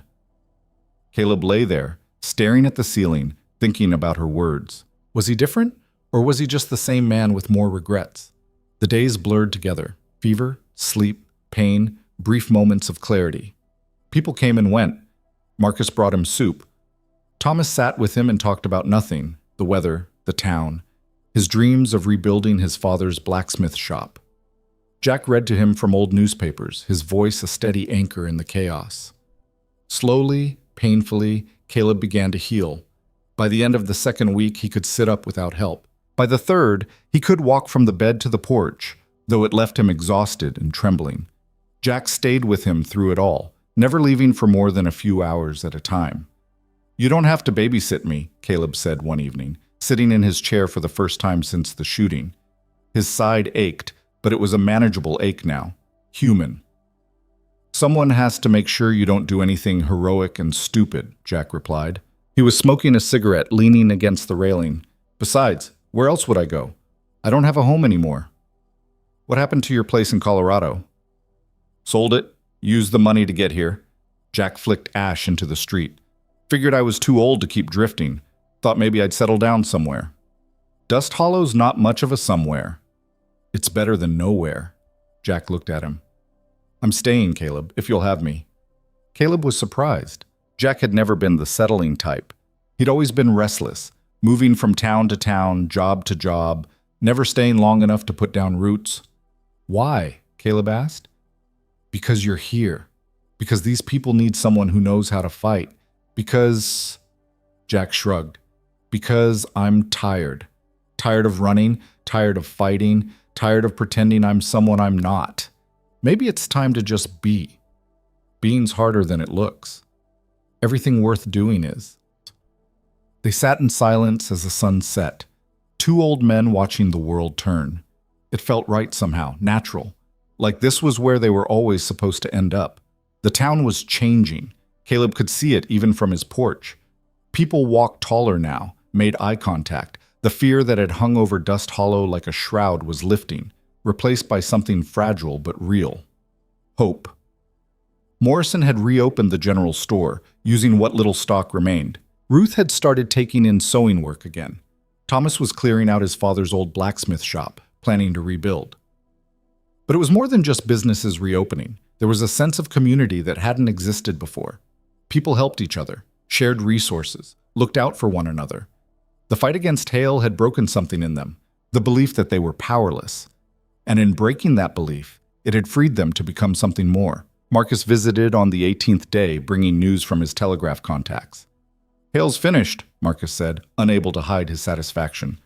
"The territorial governor launched an investigation after what happened here. Found out Hale's been bribing judges, forging documents, intimidating witnesses. The whole operation's corrupt from top to bottom." "What about Hale himself?" Caleb asked. "Fled to San Francisco. Word is he's trying to sell off his holdings before the law catches up with him. The land consortium's being dissolved. Everything he stole is being returned to the original owners." Caleb let that sink in. "So it's over." "It's over." Marcus grinned. "We won, Caleb. Really won." But the victory felt hollow somehow. Caleb looked out at the street, at the bloodstains that still marked the dust despite people's attempts to wash them away. At the cemetery behind the church, where they'd buried the dead, both Hale's men and their own. "What did we win?" Caleb asked quietly. "A dying town in the middle of nowhere? The right to struggle and scrape by for another few years?" "We won our freedom," Marcus said. "Our dignity. Our right to choose our own future instead of having it dictated by someone with more money and fewer morals. That's worth something." "Maybe." Caleb wasn't sure. The fight had cost them. Blood, pain, innocence. Thomas would carry his scars for the rest of his life. Morrison would limp. And Caleb had broken his 16 years of peace, picked up the guns he'd sworn never to touch again, become the man he'd tried so hard to leave behind. Was it worth it? He didn't know. By the 4th week, Caleb was strong enough to walk into town. It was slow going, each step careful, but he made it to the general store without collapsing. Small victories. The store looked different. Morrison had cleaned it up, restocked the shelves with what he could afford. A few customers browsed, making small purchases. It wasn't much, but it was life. Commerce. Normalcy. "Mr. Vance," Morrison beamed when he saw Caleb. "Good to see you up and about. How's the side?" "Healing, slowly. That's the only way anything heals out here. Slowly." Morrison gestured around the store. "What do you think? I know it's not much, but it's a start." "It's good, really good. Couldn't have done it without you, without what you did for us." Morrison's expression grew serious. "You showed us we didn't have to accept things as they were, that we could fight back. That matters, Mr. Vance. It matters more than you know." Caleb didn't know what to say to that. He just nodded and left, walking slowly back toward his house. On the way, he passed the blacksmith shop. Thomas was inside, hammering at an anvil, sweat gleaming on his face. The kid's arm had healed well enough to work, though he moved it carefully. When he saw Caleb, he stopped and waved. "Mr. Vance, come see what I made." Caleb went inside. The shop was hot, the forge burning bright. Thomas held up a horseshoe, perfectly formed, the metal still glowing red. "First one I've made since my father died," Thomas said proudly. "Took me 6 tries to get it right, but I did it. It's good work. I'm going to make more. Going to rebuild this place, make it what my father wanted it to be. Maybe even better." Thomas set the horseshoe aside to cool. "I wanted to thank you for teaching me, for showing me I could be more than I thought. You did that yourself." "Maybe, but you gave me the chance." Thomas extended his hand. "Thank you."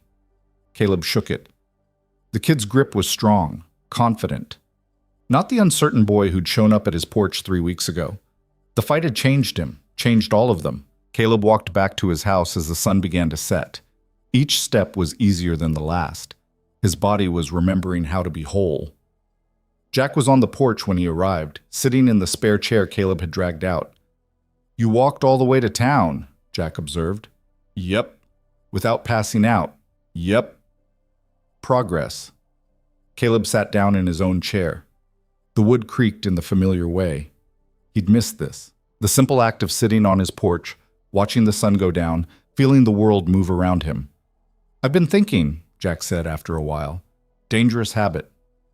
About what you asked me. About watching over these people if you died." Jack lit a cigarette. "You're not going to die. But I'm going to watch over them anyway.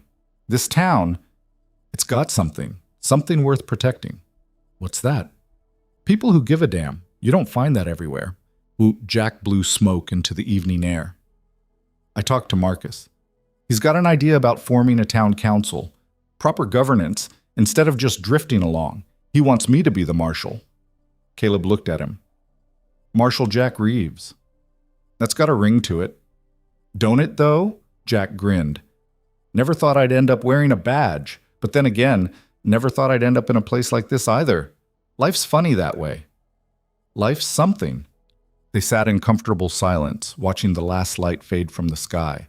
Stars emerged, cold and distant. A coyote howled somewhere in the hills. "You know what the hardest part is?" Caleb said eventually. "Not the fighting, not the killing. It's the after, trying to figure out who you are when the dust settles. You're Caleb Vance, old man on a porch.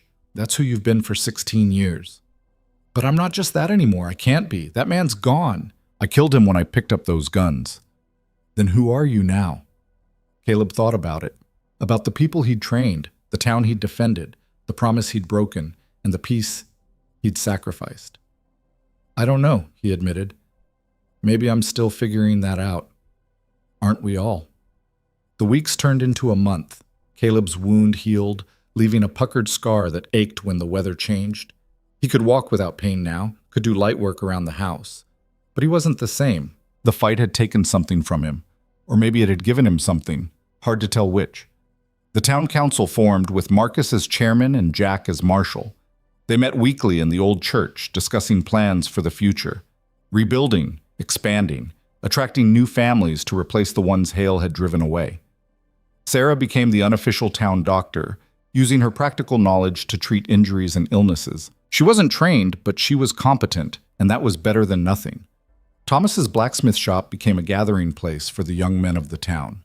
He taught them metalwork, gave them purpose, helped them find pride in craft. And Caleb sat on his porch and watched it all happen, feeling oddly disconnected.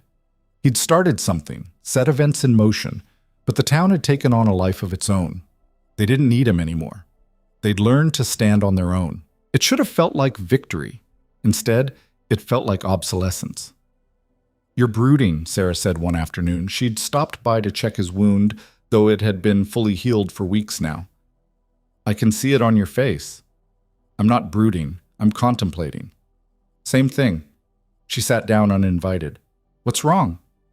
"Nothing's wrong. Everything's fine." "Caleb," he sighed. "I don't know what I'm supposed to do now. I spent 16 years trying to be invisible, trying to forget who I was. Then I spent a few weeks being that person again. And now," he gestured vaguely, "now I'm somewhere in between, and I don't know which direction to go." "Maybe you don't have to go either direction. Maybe you can just be here, in the present. Not the man you were or the man you wanted to be, but the man you are." "And who's that?" "I don't know, but I know he's someone who cares about people. Someone who fights for what's right, even when it costs him. Someone worth knowing." Sarah stood up. "Stop trying to figure out who you're supposed to be and just be. The rest will follow." She left him with that thought. Caleb sat on his porch, smoking cigarettes and watching the sun make its slow arc across the sky. People passed by occasionally. They waved. He waved back. Simple interactions, human connections. Maybe Sarah was right. Maybe he didn't need to be anyone in particular. Maybe just existing was enough. The evening of the 35th day after the fight, a stranger rode into town. Caleb saw him coming from a long way off. Single rider, moving slow, no threat. But old habits died hard. His hand drifted to his gun anyway. The rider stopped in front of Caleb's porch. He was young, maybe 30, with a tired face and dusty clothes. He dismounted carefully, like a man who'd been in the saddle too long. "You Caleb Vance?" he asked. "Depends who's asking. Name's William Cross. I'm a reporter for the Denver Chronicle." He pulled out a notebook. "I'm doing a story on what happened here, the fight against Victor Hale. They're calling it the Battle of Dust Hollow back east. People want to know about the man who stood up to a corrupt land baron." Caleb's stomach sank. "There's nothing to know." "With respect, sir, I disagree. You and a handful of townspeople defeated professional gunmen. You exposed corruption that went all the way to the territorial government. You're a hero." "I'm not a hero. I'm just a man who didn't want to leave his house."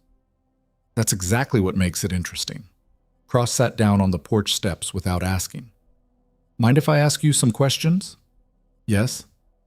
Just a few. Won't take long. Caleb looked at the young man, saw the eagerness in his eyes, the hunger for a story. This was going to happen whether he cooperated or not. Better to control the narrative. Fine, Caleb said, but I'm not answering anything personal, and I'm not a hero. Make sure you write that. Cross smiled. Fair enough.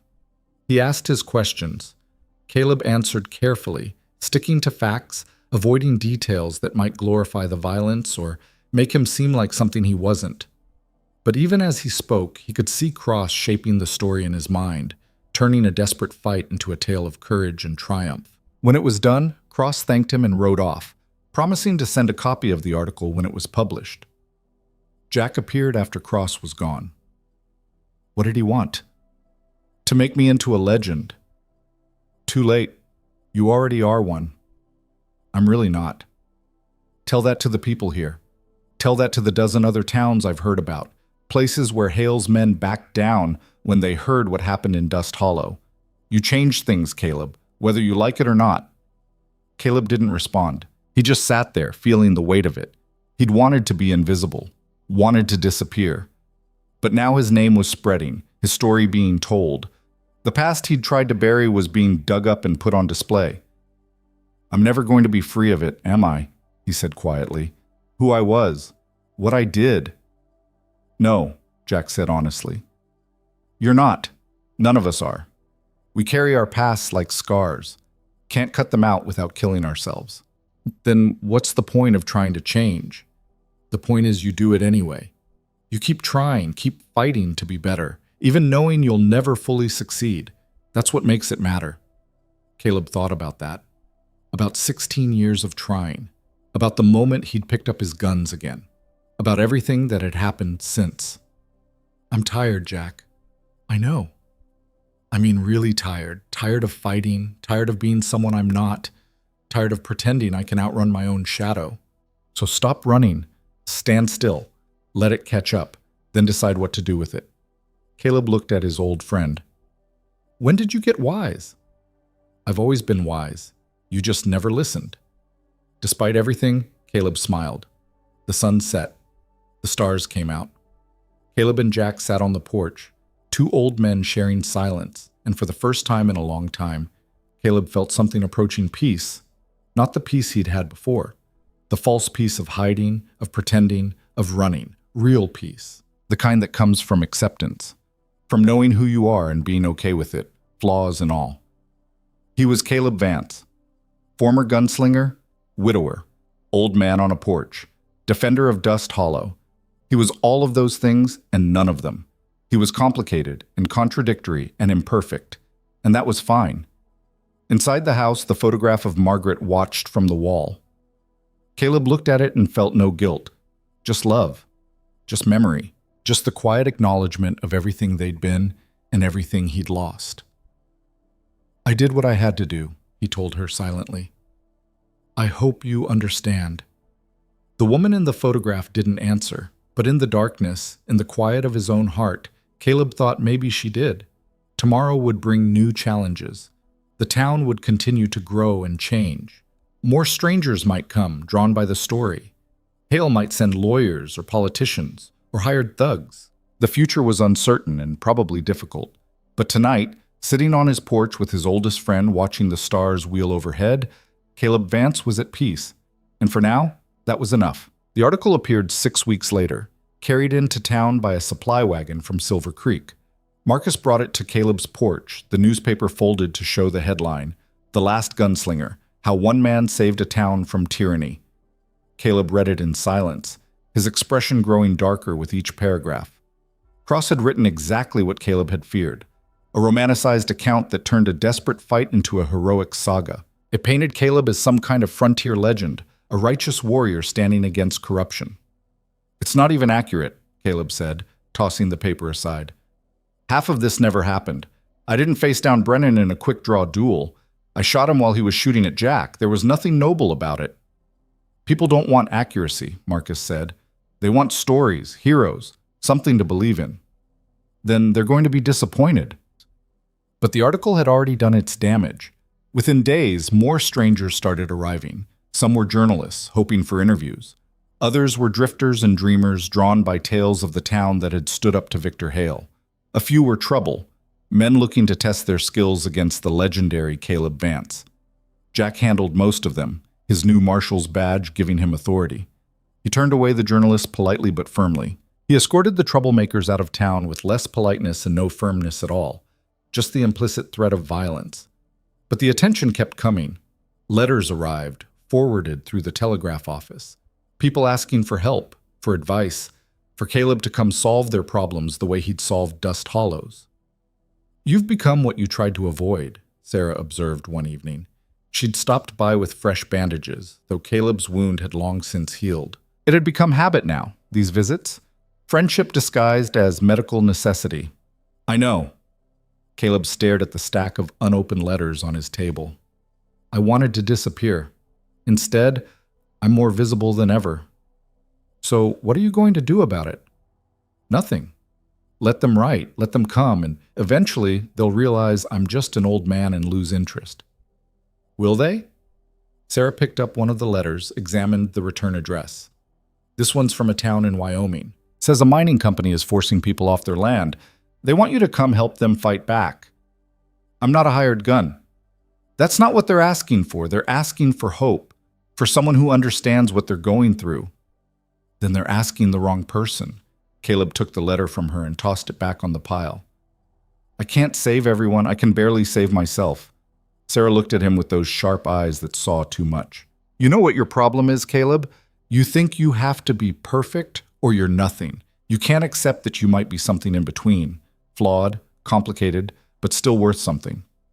"I've killed people, Sarah. A lot of people. That's not complicated. That's just wrong." "And you've saved people too, protected them, given them a chance they wouldn't have had otherwise. That counts for something." "Does it balance out? Is there some cosmic ledger where good deeds cancel bad ones?" "I don't know. But I know that sitting here feeling sorry for yourself isn't helping anyone." She left before he could respond, the door closing with more force than necessary. Caleb sat alone, surrounded by letters he wouldn't read and a reputation he didn't want. Outside, Dust Hollow continued its slow transformation. New families had started arriving, drawn by cheap land and the promise of a fresh start. The general store had expanded. Thomas's blacksmith shop was hiring apprentices. The town was growing, thriving even, and Caleb felt more isolated than ever. Jack found him that night, sitting on the porch in the dark, no lamp lit, just shadows and starlight.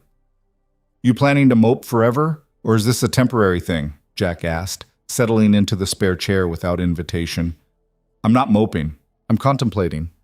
"You're definitely moping." Jack pulled out his tobacco pouch and started rolling a cigarette. "Sarah told me what she said about you feeling sorry for yourself. She talks too much. She talks the right amount. You just don't like hearing it." Jack lit his cigarette, the flame briefly illuminating his weathered face. "You know what your real problem is?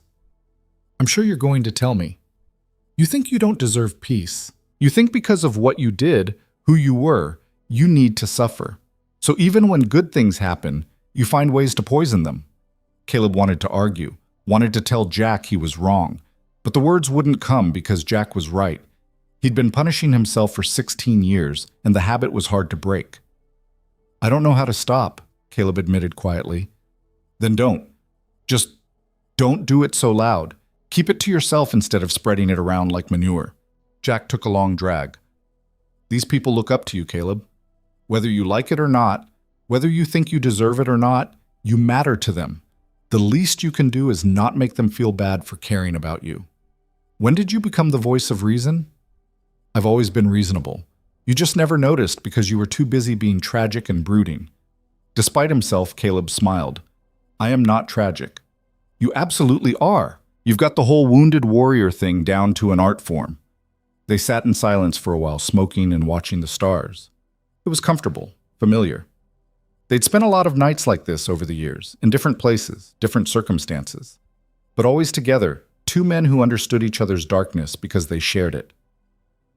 "I got a letter too," Jack said eventually, "from the territorial marshal's office. They want me to come to the capital. Talk about making my position official. Real salary, real authority, the whole thing. You gonna take it? I don't know. It would mean leaving here, leaving you. And despite your many flaws, you're still the closest thing I've got to family. You should take it. It's a good opportunity. Is it? Or is it just another way to run from something real? Jack flicked ash into the darkness. I've spent my whole life running. From responsibility, from connection, from anything that might tie me down. Maybe it's time to stop. Maybe. Or maybe it's time to run towards something instead of away from it. Jack looked at him. That's surprisingly wise for someone who's been moping. I told you, I'm not moping. Keep telling yourself that. They fell silent again. Caleb thought about what Jack had said, about running towards something. He'd been running away for so long, he'd forgotten that was even an option. The next morning, Caleb did something he hadn't done in weeks. He read one of the letters. It was from a woman in a town called Redemption, 3 days' ride to the north. Her husband had been killed by claim jumpers, and the local sheriff was either too corrupt or too scared to help. She didn't want Caleb to come fight. She just wanted advice. Wanted to know how to organize people. How to stand up to men with guns when you had nothing but fear and desperation. Caleb read it twice. Then he picked up a pen and paper and wrote back. He didn't promise miracles. Didn't offer to solve her problems. He just gave her practical advice. How to document evidence, how to reach out to the territorial authorities, how to organize neighbors into a mutual defense network. Simple things. Things anyone could do if they knew how. When he finished, he looked at the stack of unopened letters. There were dozens of them. Each one represented someone who was scared, someone who was hurting, someone who was looking for a way forward. He couldn't save them all. But maybe he could help them save themselves. He started writing. It took him 3 days to answer every letter. His hand cramped, his eyes burned, but he kept going. Some answers were short, just a few sentences of encouragement. Others were longer, detailed plans based on what he'd learned over a lifetime of fighting and surviving. When he was done, he took the letters to Marcus at the telegraph office. I need these mailed, Caleb said, dropping the stack on Marcus's desk. Marcus looked at them, then at Caleb. You answered all of them. Everyone. Why? Because they asked, and because... Caleb paused, searching for words. Because maybe if I can help them avoid becoming what I became, that means something. Marcus smiled. That means everything. The weeks that followed were different. Caleb was still on his porch most days, still smoking and watching the world go by. But now he had purpose beyond just existing. More letters came, and he answered them. People started showing up in person, and he talked to them, shared what he knew, sent them home with plans and strategies and hope. He wasn't a hero, wasn't a legend.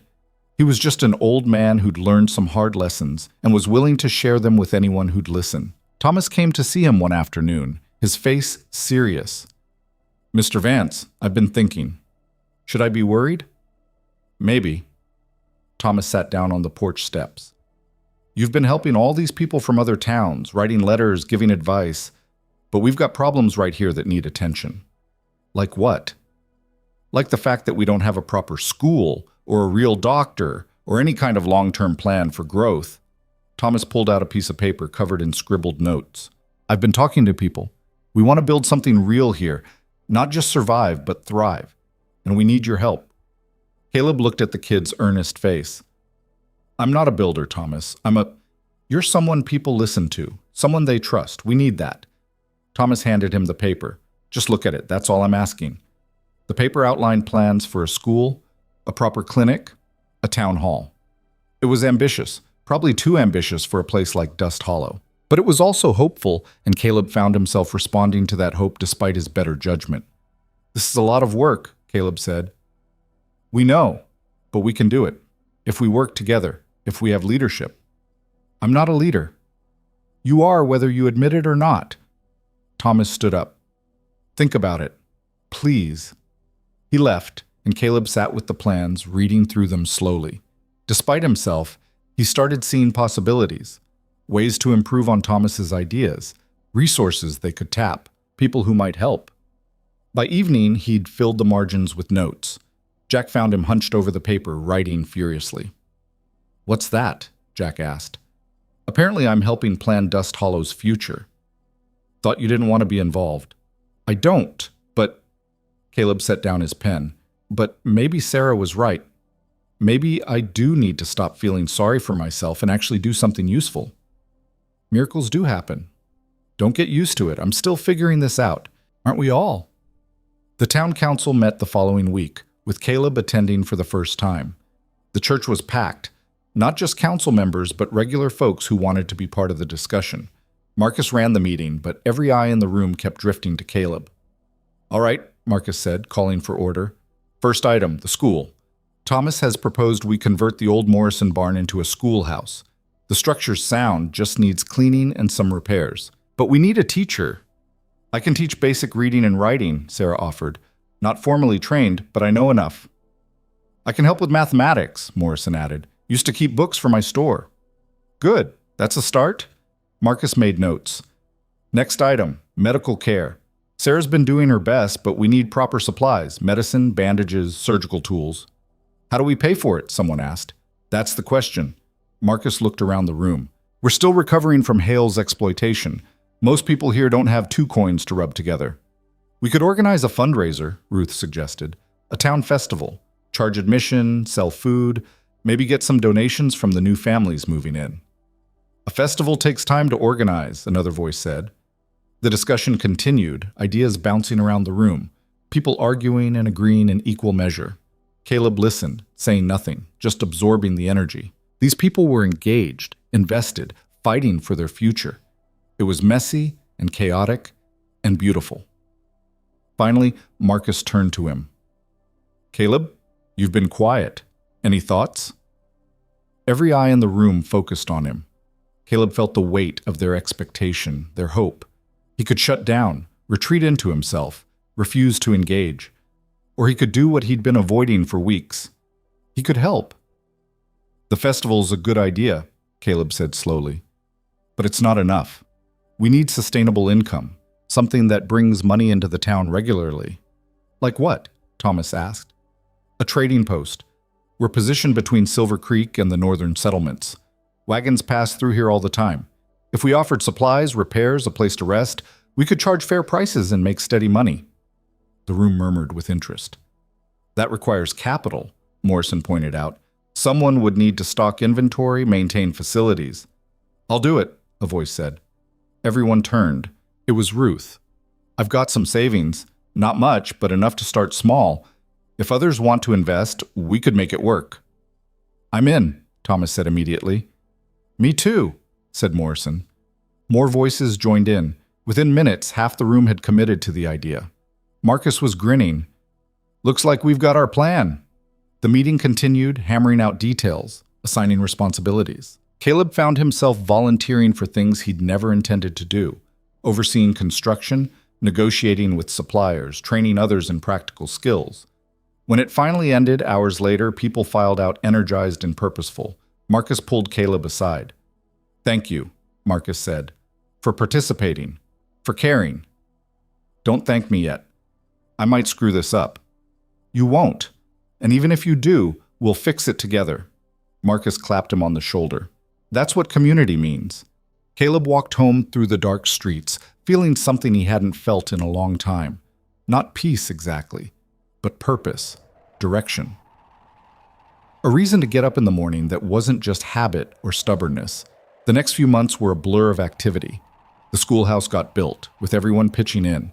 Sarah started teaching classes to a dozen kids and a few adults who'd never learned to read. The trading post opened, modest at first, but growing steadily as word spread. More families arrived, drawn by the stories and the promise of honest opportunity. The town expanded, new houses going up, new businesses opening. It wasn't dramatic growth. This was still a hard land with hard people, but it was real. Jack left for the capital in September, accepting the territorial marshal position. But he promised to visit, and he kept that promise, showing up every few months with stories and news from the wider world. Caleb stayed on his porch, but now people came to him not with fear or desperation, but with plans and ideas. He became an advisor, a consultant, someone whose experience mattered. He didn't lead the town, but he helped guide it, offering wisdom earned through blood and mistakes. The letters kept coming too. Caleb answered what he could, referred others to people better qualified to help. He started hearing back. Success stories, thank yous, occasionally failures. Each one taught him something. Each one reminded him that his past, dark as it was, could serve a purpose. One evening in late October, almost 6 months after the fight, Caleb sat on his porch and realized he was content. Not happy, exactly. Happiness felt too simple, too clean for someone with his history. But content, at peace with himself, with his choices, with the life he was building. Sarah joined him, as she often did now. They'd become close, in the way people do when they've survived something together. Not romantic, they were both too old and damaged for that. But genuine, real. "The school's doing well," she said. "We've got 18 students now. 2 of them are already reading at a 6th grade level." "That's good." "Morrison's daughter is showing a talent for mathematics. Thomas thinks she might become an engineer someday." "The world needs more engineers." Sarah was quiet for a moment. Then she said, "You know what I like about you, Caleb?" "My charming personality?" "Your honesty. You don't pretend to be something you're not. You've made mistakes, done terrible things probably, but you own them. You don't make excuses." "What's the point of excuses? They don't change what happened." "No, but they let you live with it." "Maybe I don't want to live with it easy. Maybe I want to remember, so I don't make the same mistakes. Is that why you help people? Penance?" Caleb thought about it. "Maybe at first. But now I think I do it because I can. Because I know things that might help them avoid the pain I went through. That's reason enough." Sarah nodded. "That's what I thought you'd say." They sat in comfortable silence as the sun set, painting the sky in shades of orange and purple. Dust Hollow spread out before them, small and imperfect and alive. "Do you ever regret it?" Sarah asked. "Fighting hail, picking up the guns again. Every day," Caleb said honestly. "But I'd do it again. Some things are worth the cost. Even if the cost is who you wanted to be? I'm still figuring out who that is. Maybe I always will be." Winter came, harsh and unforgiving. The town hunkered down, people staying close to their fires, venturing out only when necessary. Caleb spent the cold months writing more letters, planning for spring, telling stories to anyone who'd listen. Jack visited for Christmas, bringing whiskey and news from the capital. They spent a long evening on the porch, despite the cold, wrapped in blankets, drinking and talking about everything and nothing. "Heard Hale died," Jack said casually. "Heart attack in San Francisco. Dropped dead in his lawyer's office." Caleb absorbed that. The man who'd started all of this, who'd tried to take everything, gone. Just like that. "How do you feel?"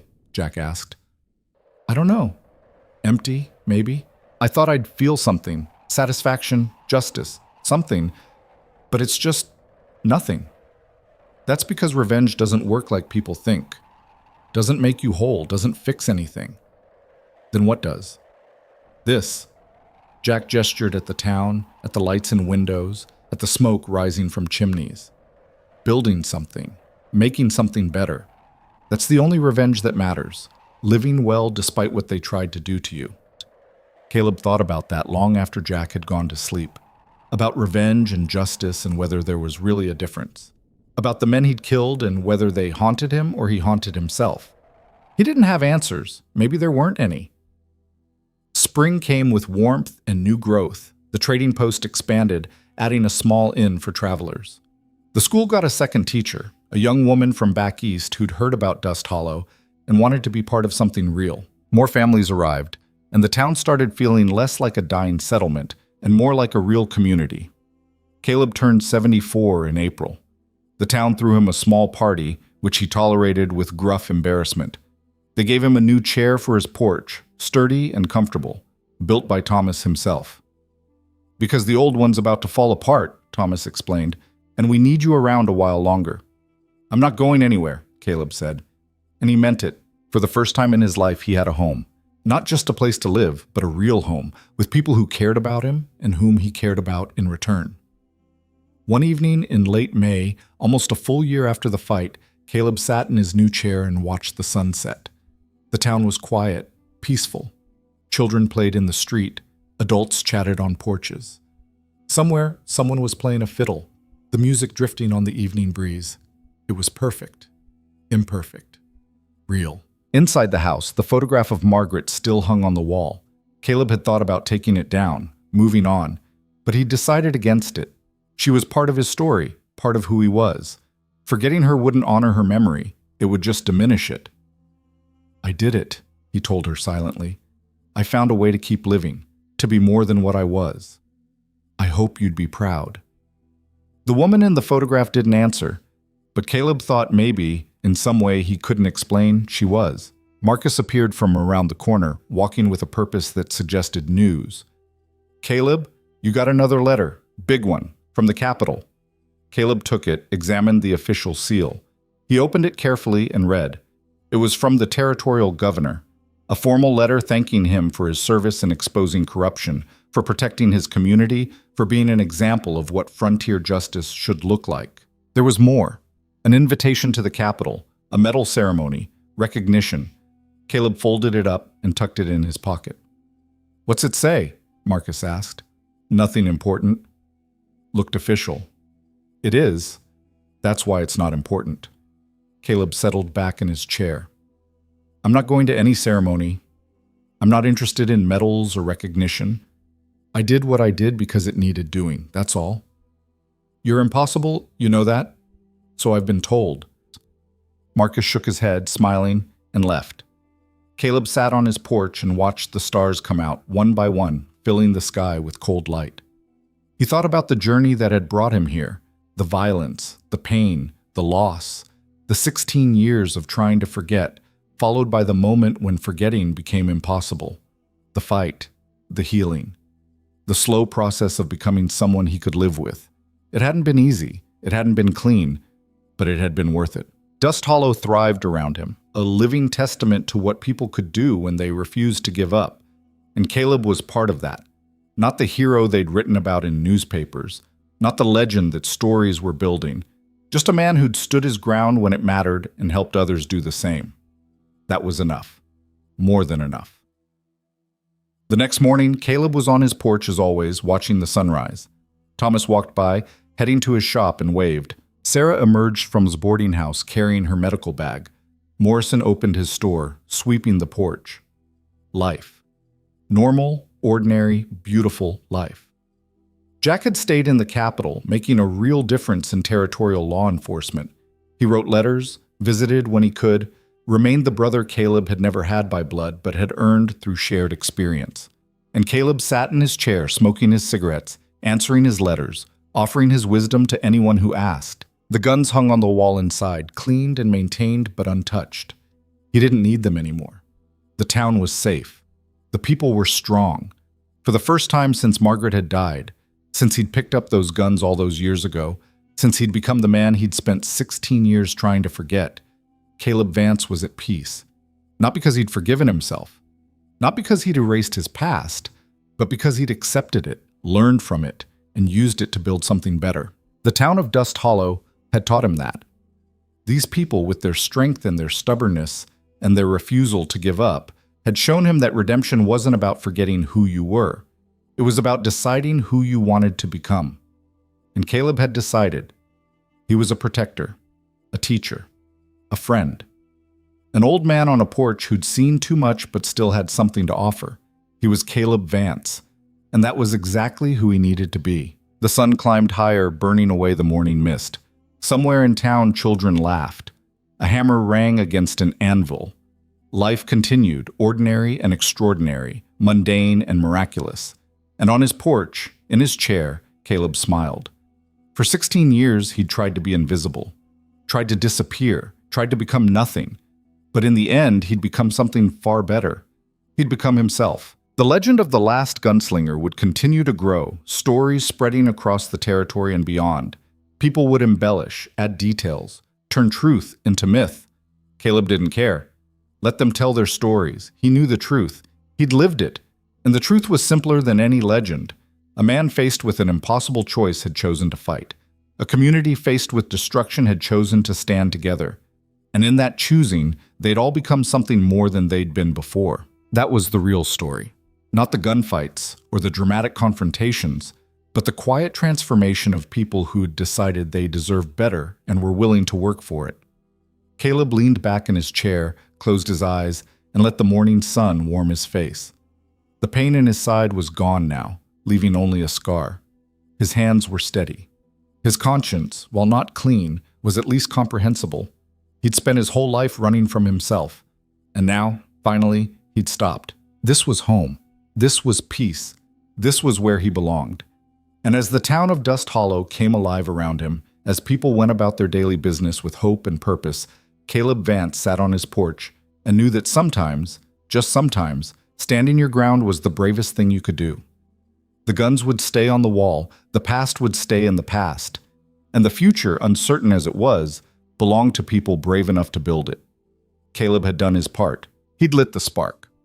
Now it was up to others to tend the flame, and in a small town in the middle of nowhere, that flame burned bright and steady. A beacon for anyone who needed to see that resistance was possible, that change could happen, that ordinary people could do extraordinary things when pushed far enough. The story of Dust Hollow would be told for generations.